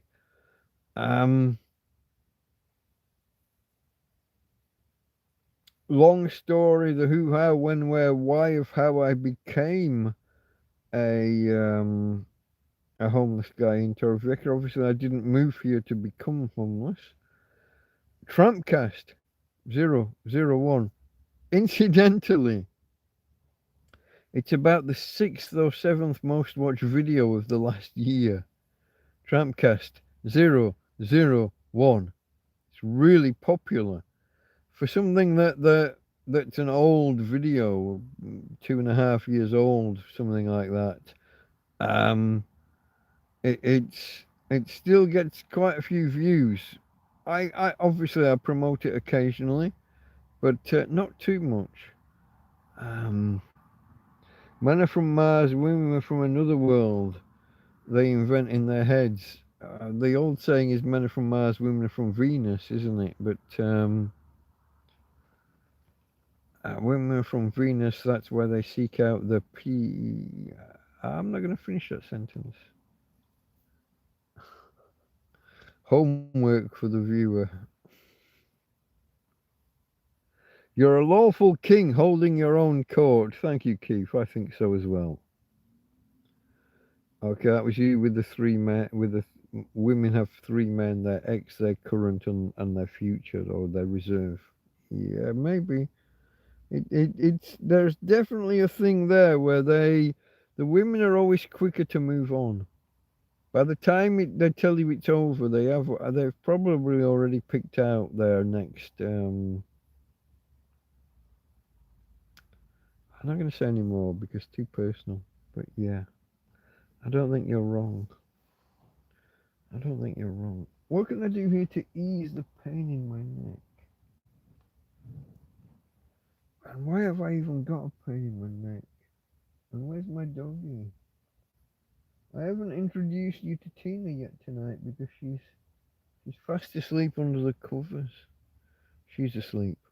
She had a traumatic night the other night, obviously with the fireworks, and even yesterday, all day yesterday was all fireworks. Lots of sporadic, ad hoc kind of fireworks. But which way is that down? Is that the back of your head or the front of your head? That's the back. I was stroking in between her ears and I couldn't tell which way right. Oh, you're that way. That is your. Okay. Well, then you are out of the bed, really. You're not under the bed fully. You're out. I could even. Oh, hand in front of the camera. Sorry, folks. I was gonna try and show you my girl. I know Tina's got a lot of fans out there. You see. Oh no. I was looking through the options and the light wasn't one of the options. But that guess I was on the wrong camera still. Hey. Hey, babe. Oh, you're awake. Here she is, look. I gotta hold the camera at a funny angle to me because Tina girl is hiding. Hey, babe. I'll leave you alone. No night, sweetheart. Say goodnight to Tina girl. There she is. There she is, folks. That's my oh, hand in front of the camera again. But yeah. Hey, babe. It's okay. You won't coming back up? You want to cover over? I don't think she wants boxing in, but she maybe just wants more cover over her head. But she's at this end. She's with me. Rather than having her head down that end or off to this. The number of times she will lay horizontally across. She will lay perpendicular to the bed rather than parallel if you gave her a chance. But I got my girl here with me tonight. Wife slept and she was laying next to me. And now she's sleeping. And I'm pointing cameras in her face and waking her up. Bad doggy daddy. He's a bad doggy daddy. He doesn't mean to be. He loves this Tina girl. And I know this is going to be your last year. Probably. But I'm here for you to the end, sweetheart. That's my job as a doggy daddy. I will be there right at the end. I burst out crying the other day, folks. Just the idea that this is our last year. But then I did think that last New Year, I was wrong then. Maybe I can be wrong again now. But somehow I doubt it. The progression progresses. Hey, babe. Anyway, let's not be too morbid. Cheers to you guys. I'm on the last. I'm not at the end of the bottle, which is the wine bottle. Or did I? Oh, I did finish the wine bottle. I did. I threw it over in the bin. I had it when I poured it. I got halfway and I was wondering whether to stop or not. And there was only so much more left, so I I poured it all in. This is the wine that Anthony sent me on Christmas Day when he brought me a Christmas dinner while it was raining.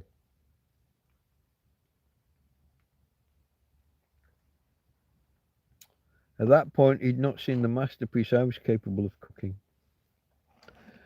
complete with lumpy gravy.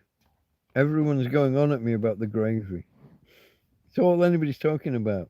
Nobody's talking about how well I cook the turkey, or the potatoes, or the sprouts, or the carrots and the parsnips.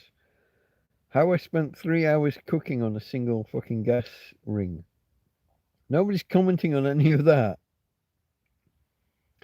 All anybody's commenting on is how I fucked up the gravy. Okay. I'll show you in a day or two. It might have to wait until I find. I've got a feeling I spent literally, guys, 3 or 4 months tripping up over this fucking chicken bisto gravy. I must have moved it somewhere clever so that it would be available to me at Christmas, so it wouldn't get lost. I must have moved it somewhere clever, but so clever that now I can't find it. Isn't that the way? So I'm going to cook in the next day or two. I'm going to do another cookery video. I'm going to have another go. Yorkshire pudding was the other fuck up of the day, wasn't it? I put way too much small frying pan. You see, it was a small frying pan compared to what I'm used to. I haven't got a lid. I used to have another frying pan to go over the big frying pan. That got lost when the nutter attacked me that night.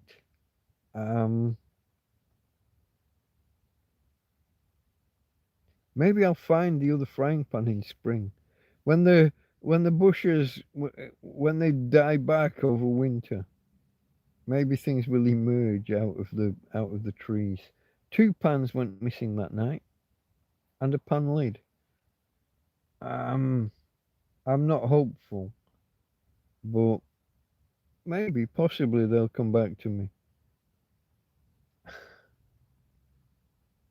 So, what do I need to get some dignity back? It was a good Christmas dinner, and I had 3 days worth of Christmas dinners out of it. 3 days with 2 meals per day from it. I need to do a better job next time as you saw. I boiled my potatoes, but I didn't roast them. I forgot to roast them until I was already cooking the turkey. I've got some turkey to finish. I've got to parboil potatoes. I've got to roast them after parboiling them. I've got to make a better job of some gravy. What else went wrong? I guess I was supposed to roast the parsnips, carrots, and sprouts, but I guess I'd cooked them too fully, and then I mistimed other things at the end, and it all went a little bit tits up. But it was a damn good plate full. It tasted damn good. Everything was good to eat. Gravy taste. I mean, everyone's taking the piss at me over the gravy. Tasted delicious.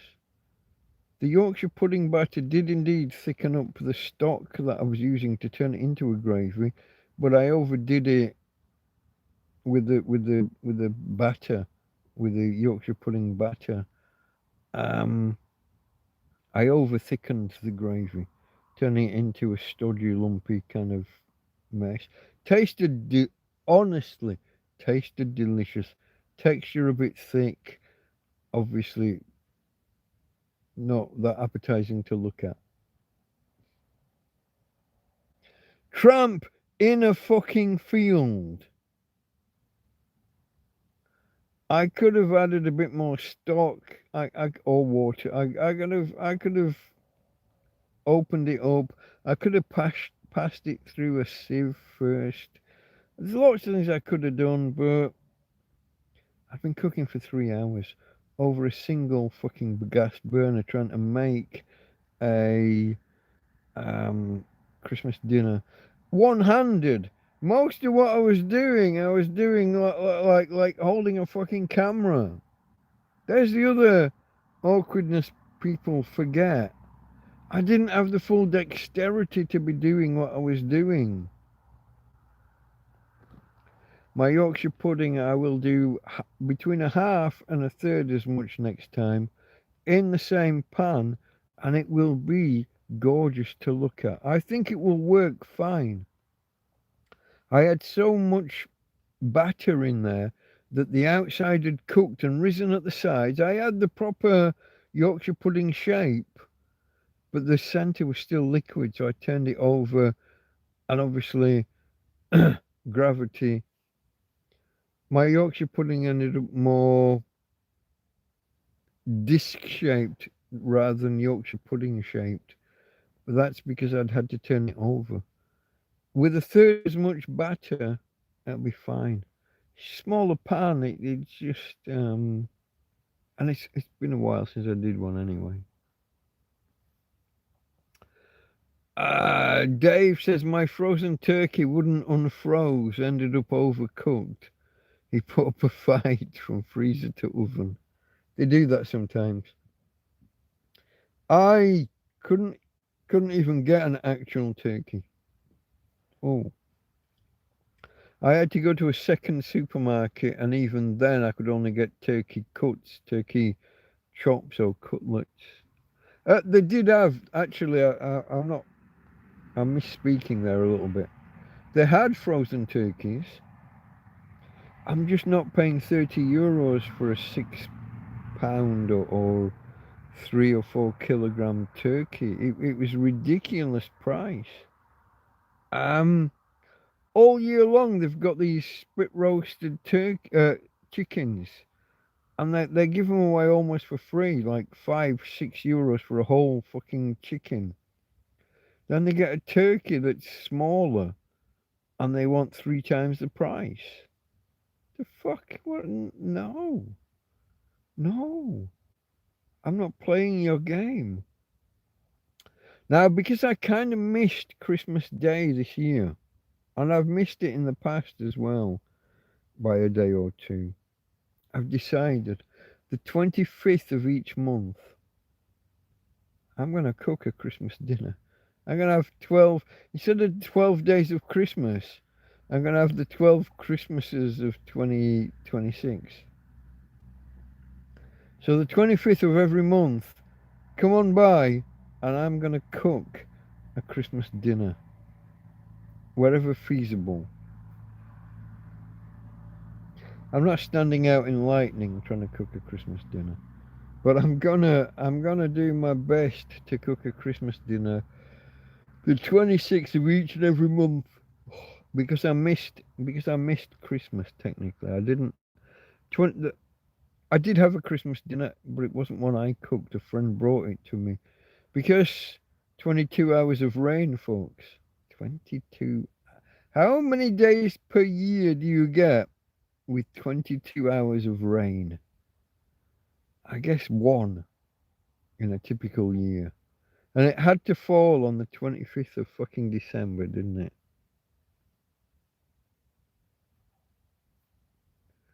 Hold on. Where's sign of nature here? Her front will not work, but she'll be conscious, but no legs working. No legs working. Who are we on about? This happened to mine. You're talking about doggies. Her front will not work, but she'll be conscious, but no legs working. If you're talking about Tina, I guess that may well be the eventual outcome. As long as I can take her and toilet her, I will. If I have to physically pick her up and carry her bodily, carry her entirely. At the minute, I carry the back end, and she's also, for longer journeys, she's got the option of a chariot, her doggy wheelchair. She hates getting in it, but she's really happy once she's in. She hates getting out. Most places we go, I have to take her out when we get there and then put her back in. So it's all a bit of a palaver, a bit of a performance. She will piss on me and crap on me while I'm picking her up and putting her in.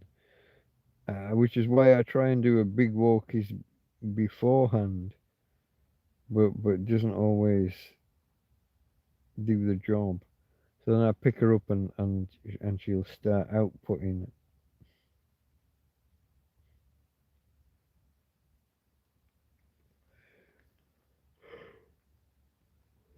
It's a good job I've got a sense of humour, folks. It's a good job I've got a sense of humour. When you pick a dog up and she starts pissing down your leg or shitting on you, you need a sense of humour. Even now, when I'm walking her, I've got her wrapped twice around my arm and then in my hand, but her back end's in the air, and she will just splay her back legs out and start pissing. But that could be it could be on my foot or down my trouser leg.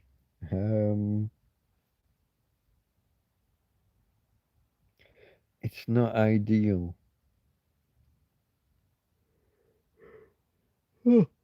It's not ideal, but I laugh because what else can you do? Is there any chance, folks, there's some of you out there that haven't hit that button yet? I mean, I always aim to get at least to 20 on the thumbs ups. We're probably not going to make that today, but I'd appreciate if there's anybody out there that hasn't hit the button that could help us. When you hit 20 thumbs ups, it goes out to a few more people, perhaps, maybe. This story might be apocryphal, but apparently that's a setting within the YouTube algorithm, some people say. What do you think about the femmes in France? I think that they're heroes. To travel from France to Brussels and have a stand up running kind of fist fight with the with the with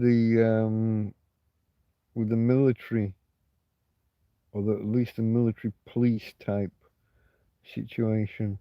So you had the police forming their shields and charging at people, and then you had a farmer just come in with his fucking tractor with a bucket in front, and they fucking fled back.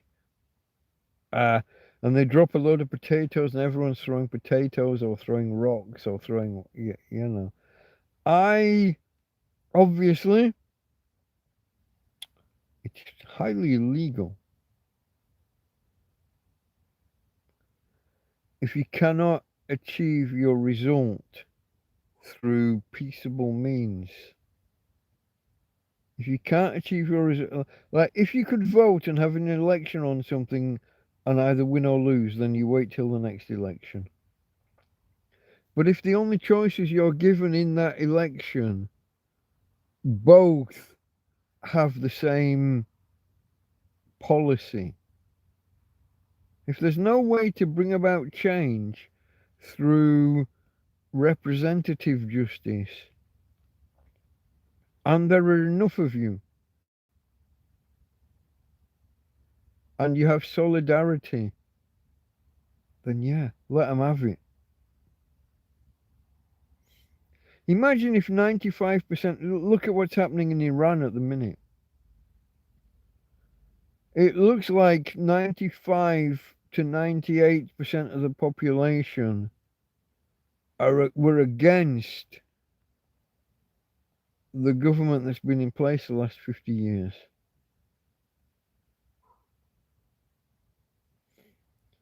And they had no way to redirect the government, no way to instruct the government, this isn't us, this isn't what we want.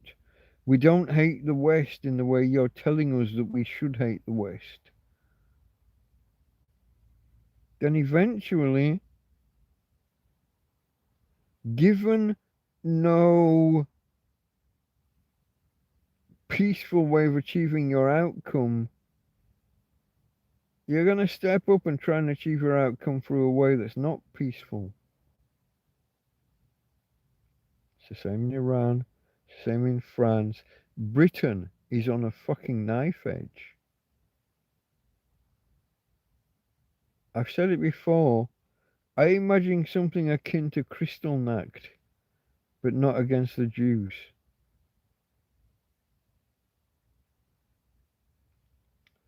If we have many more terroristic attacks, if we have much more in the way of rape, if we have much more in the way of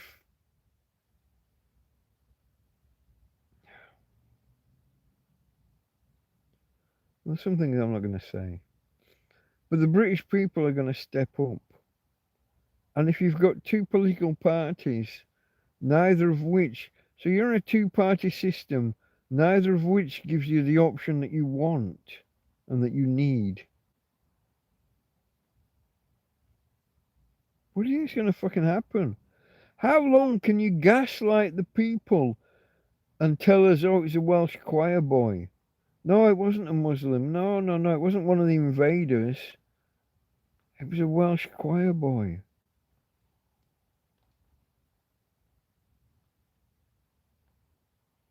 How long do you think you've got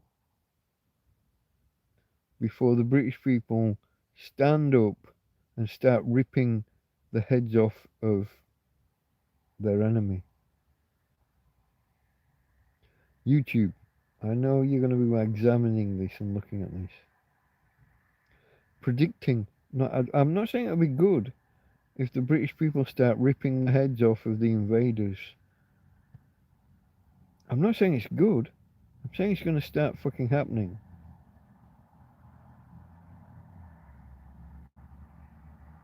We outnumber them 25-1. They are less than 4% of the British population.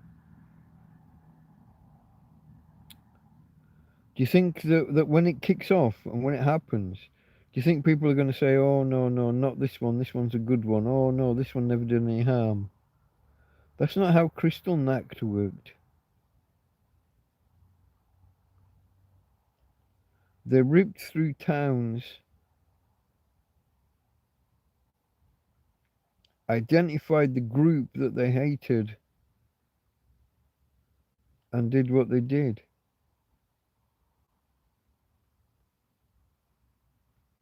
I think the same will happen. And I'd be surprised if it's not this year. There will be a touch point. There will be something that happens. A terroristic attack, a mass rape, there'll be something happens that will kick it off. And every Abdul will be in danger. And people are not going to stop and think, is this a good one? Is this a bad one?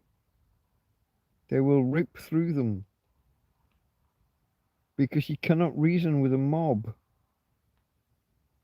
And you're creating the mob. Will I be happy? No. Do I think it should happen?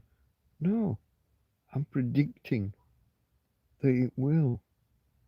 Because if you piss people off for long enough, if we stand by letting our daughters get raped, murdered, beaten up, abused in the street. When you watch Charlie, what's he called? Charlie Veitch? When you watch him walk through Manchester and you see gangs that hate the British, fucking gangs in the open hate the British.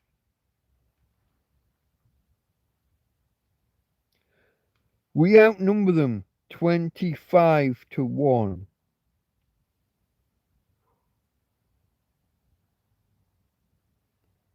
Let that sink in. Who the fuck do you think's gonna win when it kicks off?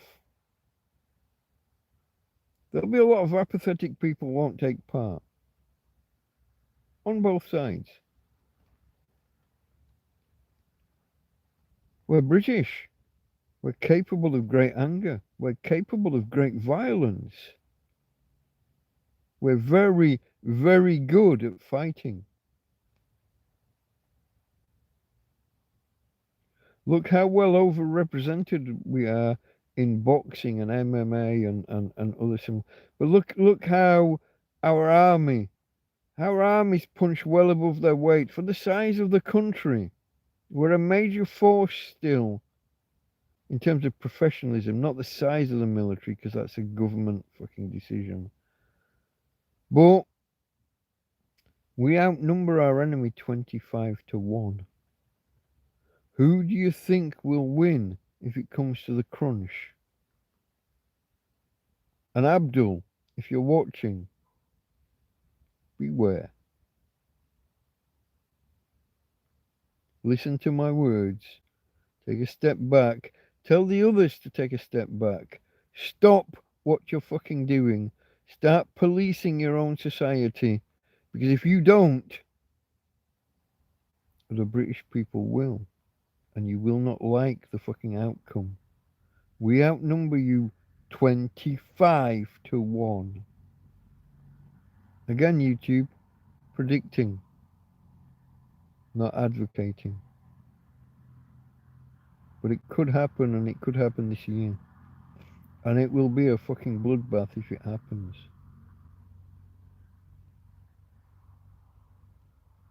Okay.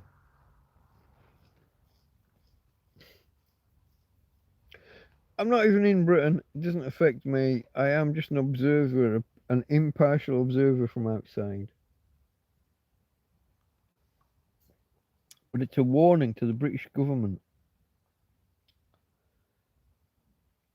You cannot tell the British people to keep putting up with what's going on. They won't. You cannot allow the invaders to keep invading and stay quiet. The British people will not put up with that shit. I speak as someone who knows the British people because I am one. I'm one of the lowly ones. I'm one of the working class ones. I'm one of the ones that speaks. I knew which way Brexit vote was going to go, or I had a strong idea, a strong inclination. Even though all the press was saying which way they thought it was going to go and it was the other way. I had my finger on the pulse because I'm a man of the people, a working class lad who drank in pubs until a few months before I came out here. I knew it was going to be a lot closer than the press knew and than the government knew. And I now know, or think I know,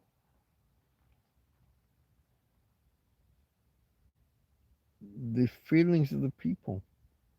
I certainly know that we outnumber them 25-1. They're 4% of the population.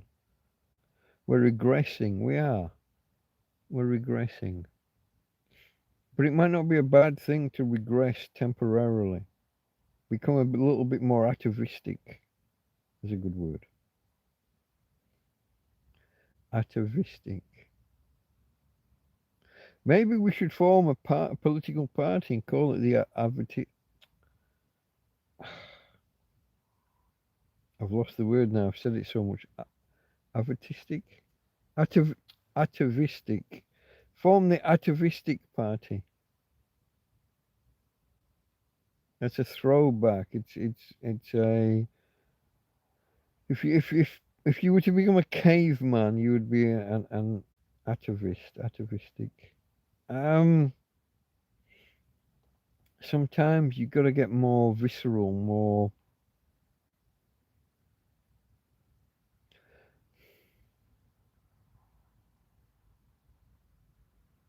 What can I say without sounding totally racist? I have Muslim friends.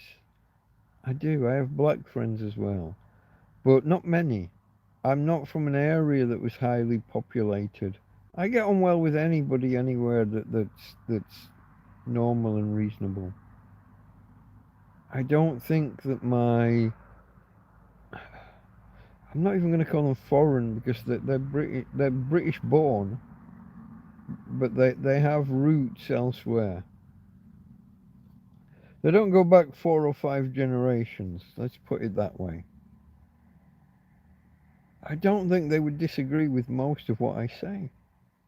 The ones I know,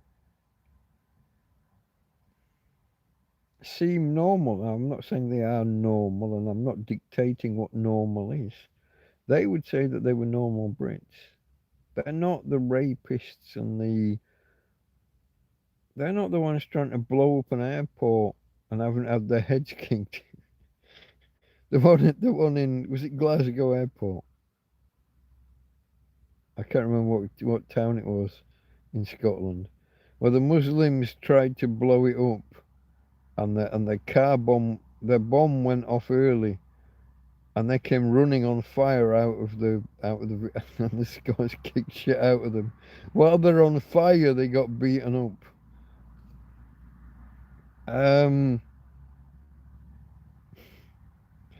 I gotta admire that. Some terrorist comes running down the road on fire because his own bomb went off early, and you're not standing there putting it out and trying to calm him and be nice. You kick shit out the fucker while he's on fire. That's the answer, folks. We got to develop that attitude more nationwide. This time, YouTube, advocating, not just predicting. We should get more of that mentality. Kick the fucking terrorist in the head. Don't put the fire out. Don't piss on the terrorist when he's on fire. We have that old expression, I wouldn't piss on you even if you're on fire. No, don't. Fan the flames a little bit and have a little kick at the head while you're at it. Sorry, YouTube, that time that was me. Ban me if you want. Bring it. I just got a kick or Twitch. You don't get banned from Twitch for anything. You can electrocute your dog as much as you like. You don't get banned. You say a lot, Mike, without saying anything. Sometimes I say things, but I try to express ideas that might not be my own, but which I may or may not support. I'll discuss ideas from both sides. But the British public are growing wary of governments, multiple governments that don't represent the British people. Now, the British people have divisions within them. The Scottish, the Welsh, the Northern Irish, and the English. We have differences. We have conflicts. But if you start invading us and attacking us, and if our governments start preaching to us about how we shouldn't be bothered that our daughters are getting raped, our daughters, mothers, aunts, cousins,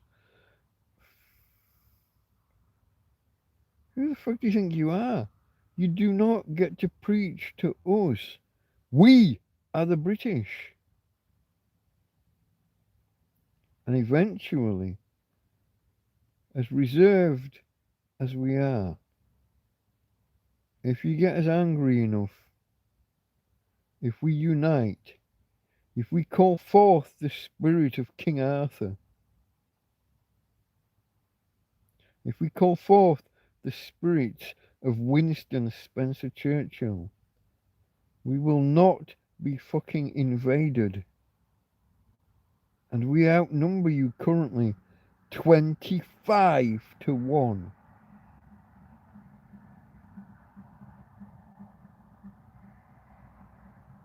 You are less than 4% of us. And if we do turn on you, you will fucking know about it. And I predict this year it'll take a touch point. Something significant will happen somewhere, and that's all it will take to kick off. And I mean Kristallnacht type kickoff. Rivers of blood. Dead people in the fucking street. Again, YouTube, for the benefit of any doubt. Predicting, not advocating. But I'm not too far from fucking advocating, I'll be honest. It'll be a terrible thing if it happens. We'll have lots of regret for years afterwards. But it won't be our fault. It's the fault of our leaders for not stopping it from happening. And I don't mean by locking us up because words on the internet. I mean for letting them in and not kicking them back out.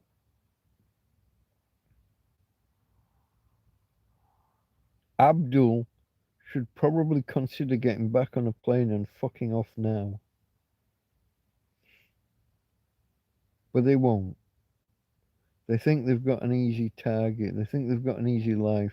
They think we're going to carry on paying taxes and letting them abuse the system while they abuse our daughters.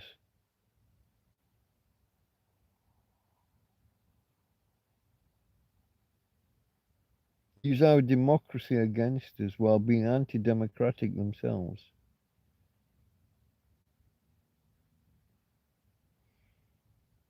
I don't think so.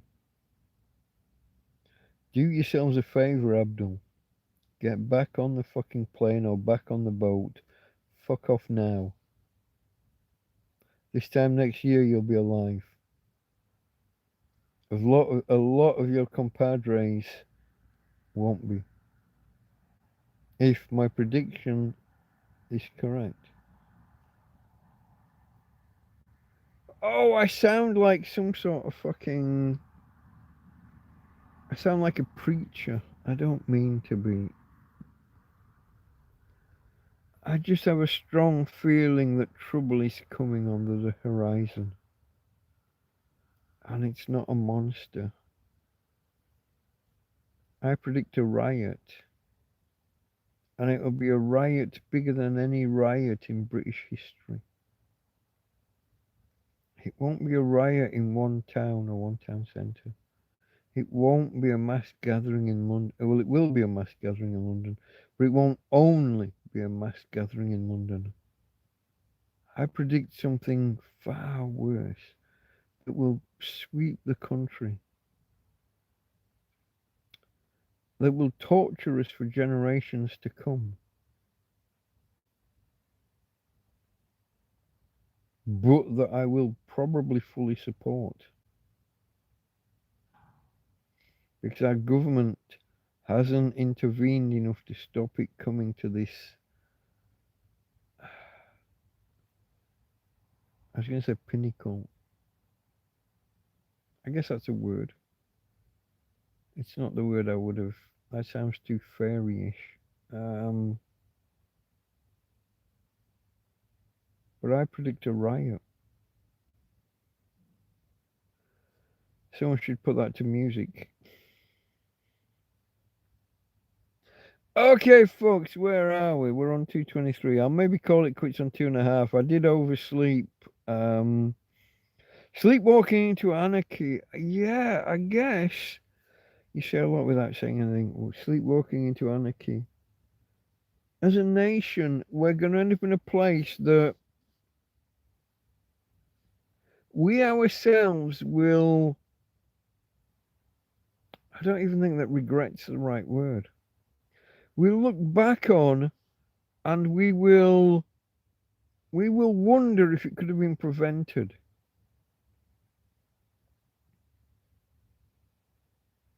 When I talk about rivers of blood, we outnumber the enemy 25-1.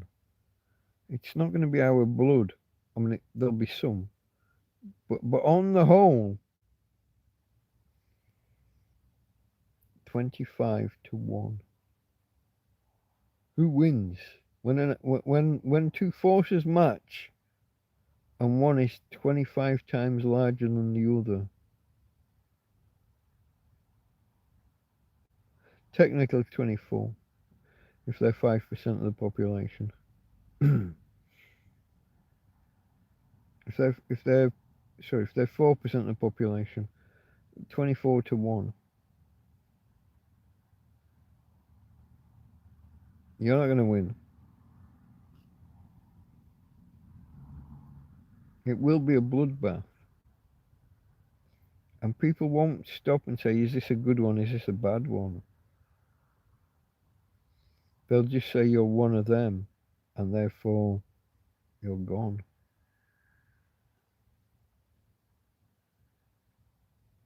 And to be honest, you didn't stop the baddies from being bad. You didn't police your own. You wanted to set up your own small societies, your own enclaves, and you didn't police them. You let them prey on our daughters.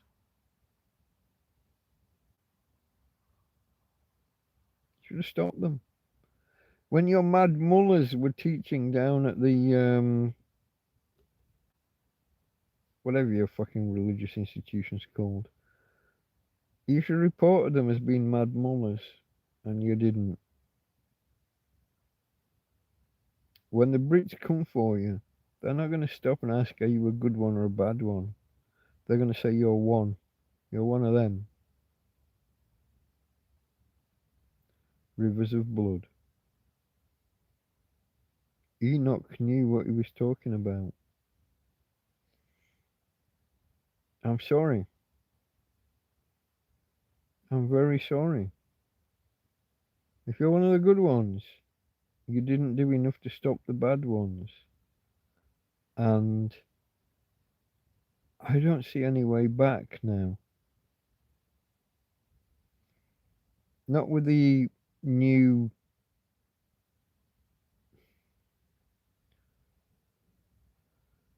not with the new ones. Not with the latest batches that are coming in. You've taken the piss too long. I'm sorry. I don't like what's going to happen, but I strongly believe it's going to happen.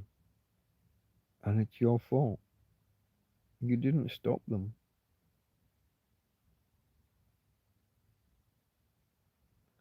Again, YouTube, predicting, not advocating, just for the benefit of any doubt. But I don't see any other way forward.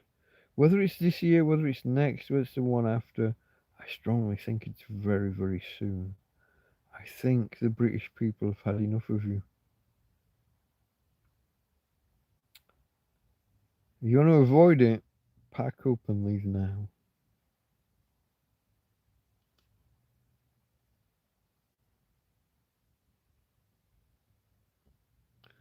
Anyway, I sound like some kind of politician. Sleepwalking into anarchy, yeah. Let me try and change the topic. I don't know, folks. I'm going to end in about 2.5 minutes, so I guess there's no topic to change to. I'm still having a Merry Christmas. Whether this is day 11 or 12, we tried to work it out earlier. I'm not entirely sure. The 12 days of Christmas, we are about 3/4 of the way through. I didn't use my Christmas tree much. Every time I turn around, it seems to be a power crisis, days with no sun. We'll try and get through. We'll try and get through. We will undoubtedly survive in physical terms. Whether we survive in, what would you say, in power, do I keep power? Do I keep electricity throughout the whole process? I'm sure we're going to go bad at some point and have a day or two with no power. I'd rather not. I can't think what I would do. I do have a few newspapers that I've not read. I am behind with my reading. Got a couple of books over there. But going back, if I didn't have power at night, if I couldn't have a light, if I could only read in daylight, that would so remind me of those 5 or 6 months way back when. Didn't enjoy those 6 months. I was at my wit's end. I was close to I was close to an unsavory ending. I really was. The kind of thing where one more thing going wrong would push you over the edge and take you out. I've mentioned in the past that there were a couple of times when I was right on the precipice of it, and it was only Tina that kept me here. What would happen to Tina? What do I do with Tina? Do I take her out with me? Oof, no, no. Those kind of questions and answers that I didn't like.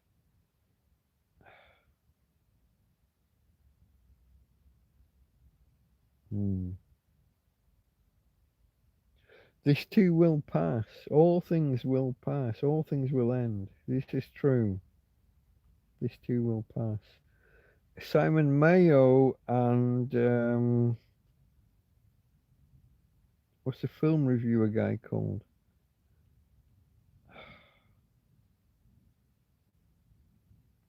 I can picture him with his Mark Commode. There you go. I gave myself a clue. I gave myself a clue so that I could get the right answer. It's the most ridiculous thing ever. Mayo and Commode and their film review. It was a Radio 2 thing, and then it got kicked off and they carried it on independently. Independent journalism, folks. Independent journalism's made the news a little bit this week, hasn't it?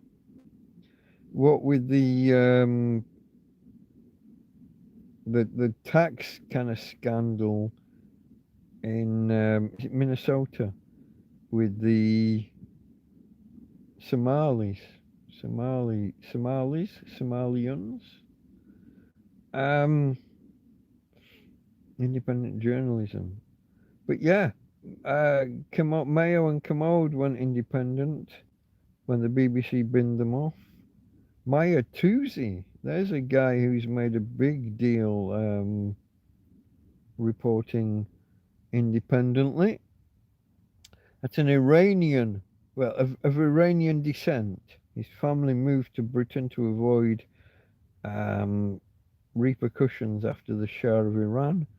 He has been targeted in Britain. He's been targeted by Iranians, by the Iranian government as is or as was. Don't know how you want to put that. And he's set up his own independent media company. We are the media is his kind of catchphrase. We the Brits, we the independents, we are now the media. More people get their news from YouTube than from a newspaper or from a broadcast TV station. You can watch the broadcast TV stations dying. So when the guy in America did the expose of the childcare and health institutions that were drawing millions but providing no services, he went there. He said, "Hey, what do I have to do to register here and get a doctor? How do I register at this health centre?" Nobody knew. And they certainly weren't expecting a white bloke to walk in. No, no, we're a Somali health centre. Go away. Imagine if you could set up a white man health centre. Let's call it Cracker Health Centre rather than Somali. You can set up a health centre entirely just for Somalis, but you can't set one up for white blokes or white people. If I say that's crackers, I say it with a deliberate emphasis. Because cracker is a word. That's the black man N word for white people. Crackers. Vanilla gorilla, and there's all these other fucking terms. But cracker was the one from the 70s and 80s. They can set up a Somali health centre, a Somali daycare centre for children. And when you go there and try and register a child, He came on a day we weren't open, and he came at a time we weren't open. He came at 11 in the morning, and we don't open while. What kind of daycare center doesn't open while 11 in the fucking afternoon? If you claim that the guy knocking on the door at 11 was doing something stupid at a daycare center, where all the windows are blacked up, covered up, concreted over, bricked over, whatever. That's your daycare center? And it doesn't open while 2 in the afternoon, you say? Daycare. You leave it any fucking later, it'll be night care. A daycare center that claims it doesn't open while 2 in the afternoon. And that, it calls itself like an early learning center but can't spell learning. They never noticed in a couple of years that their sign spelt learning wrong. I've gone off on one, folks. I've gone off on one. I was supposed to be ending on 2.5 hours. We're 5 minutes later. I can carry on if you can carry on, but I probably shouldn't. This too will pass. Barry Norman. Barry Norman was the film and then the name of the year. Film 81, 82, 95, whatever. Barry Norman was great. I liked him. I don't think he was always right. Some films he dismissed and turned out to be cult classics. But I liked him. Again, I think the BBC lost him. Didn't he go to Sky in the end and carry on for another 20 years? Maybe not 20 years, but he was already old. But yeah, Barry Norman. I like Barry Norman. Mark Commode, I kind of like some of his stuff, but he's quite woke. He's a bit too woke. He's a bit too left for me. A bit too forgiving and a bit too receiving. Simon Mayo, on the other hand, he's a right-wing Christian. I'm really surprised that the two of them have formed a working relationship that's lasted about 30 years. They seem like chalk and cheese, which maybe is how they get on.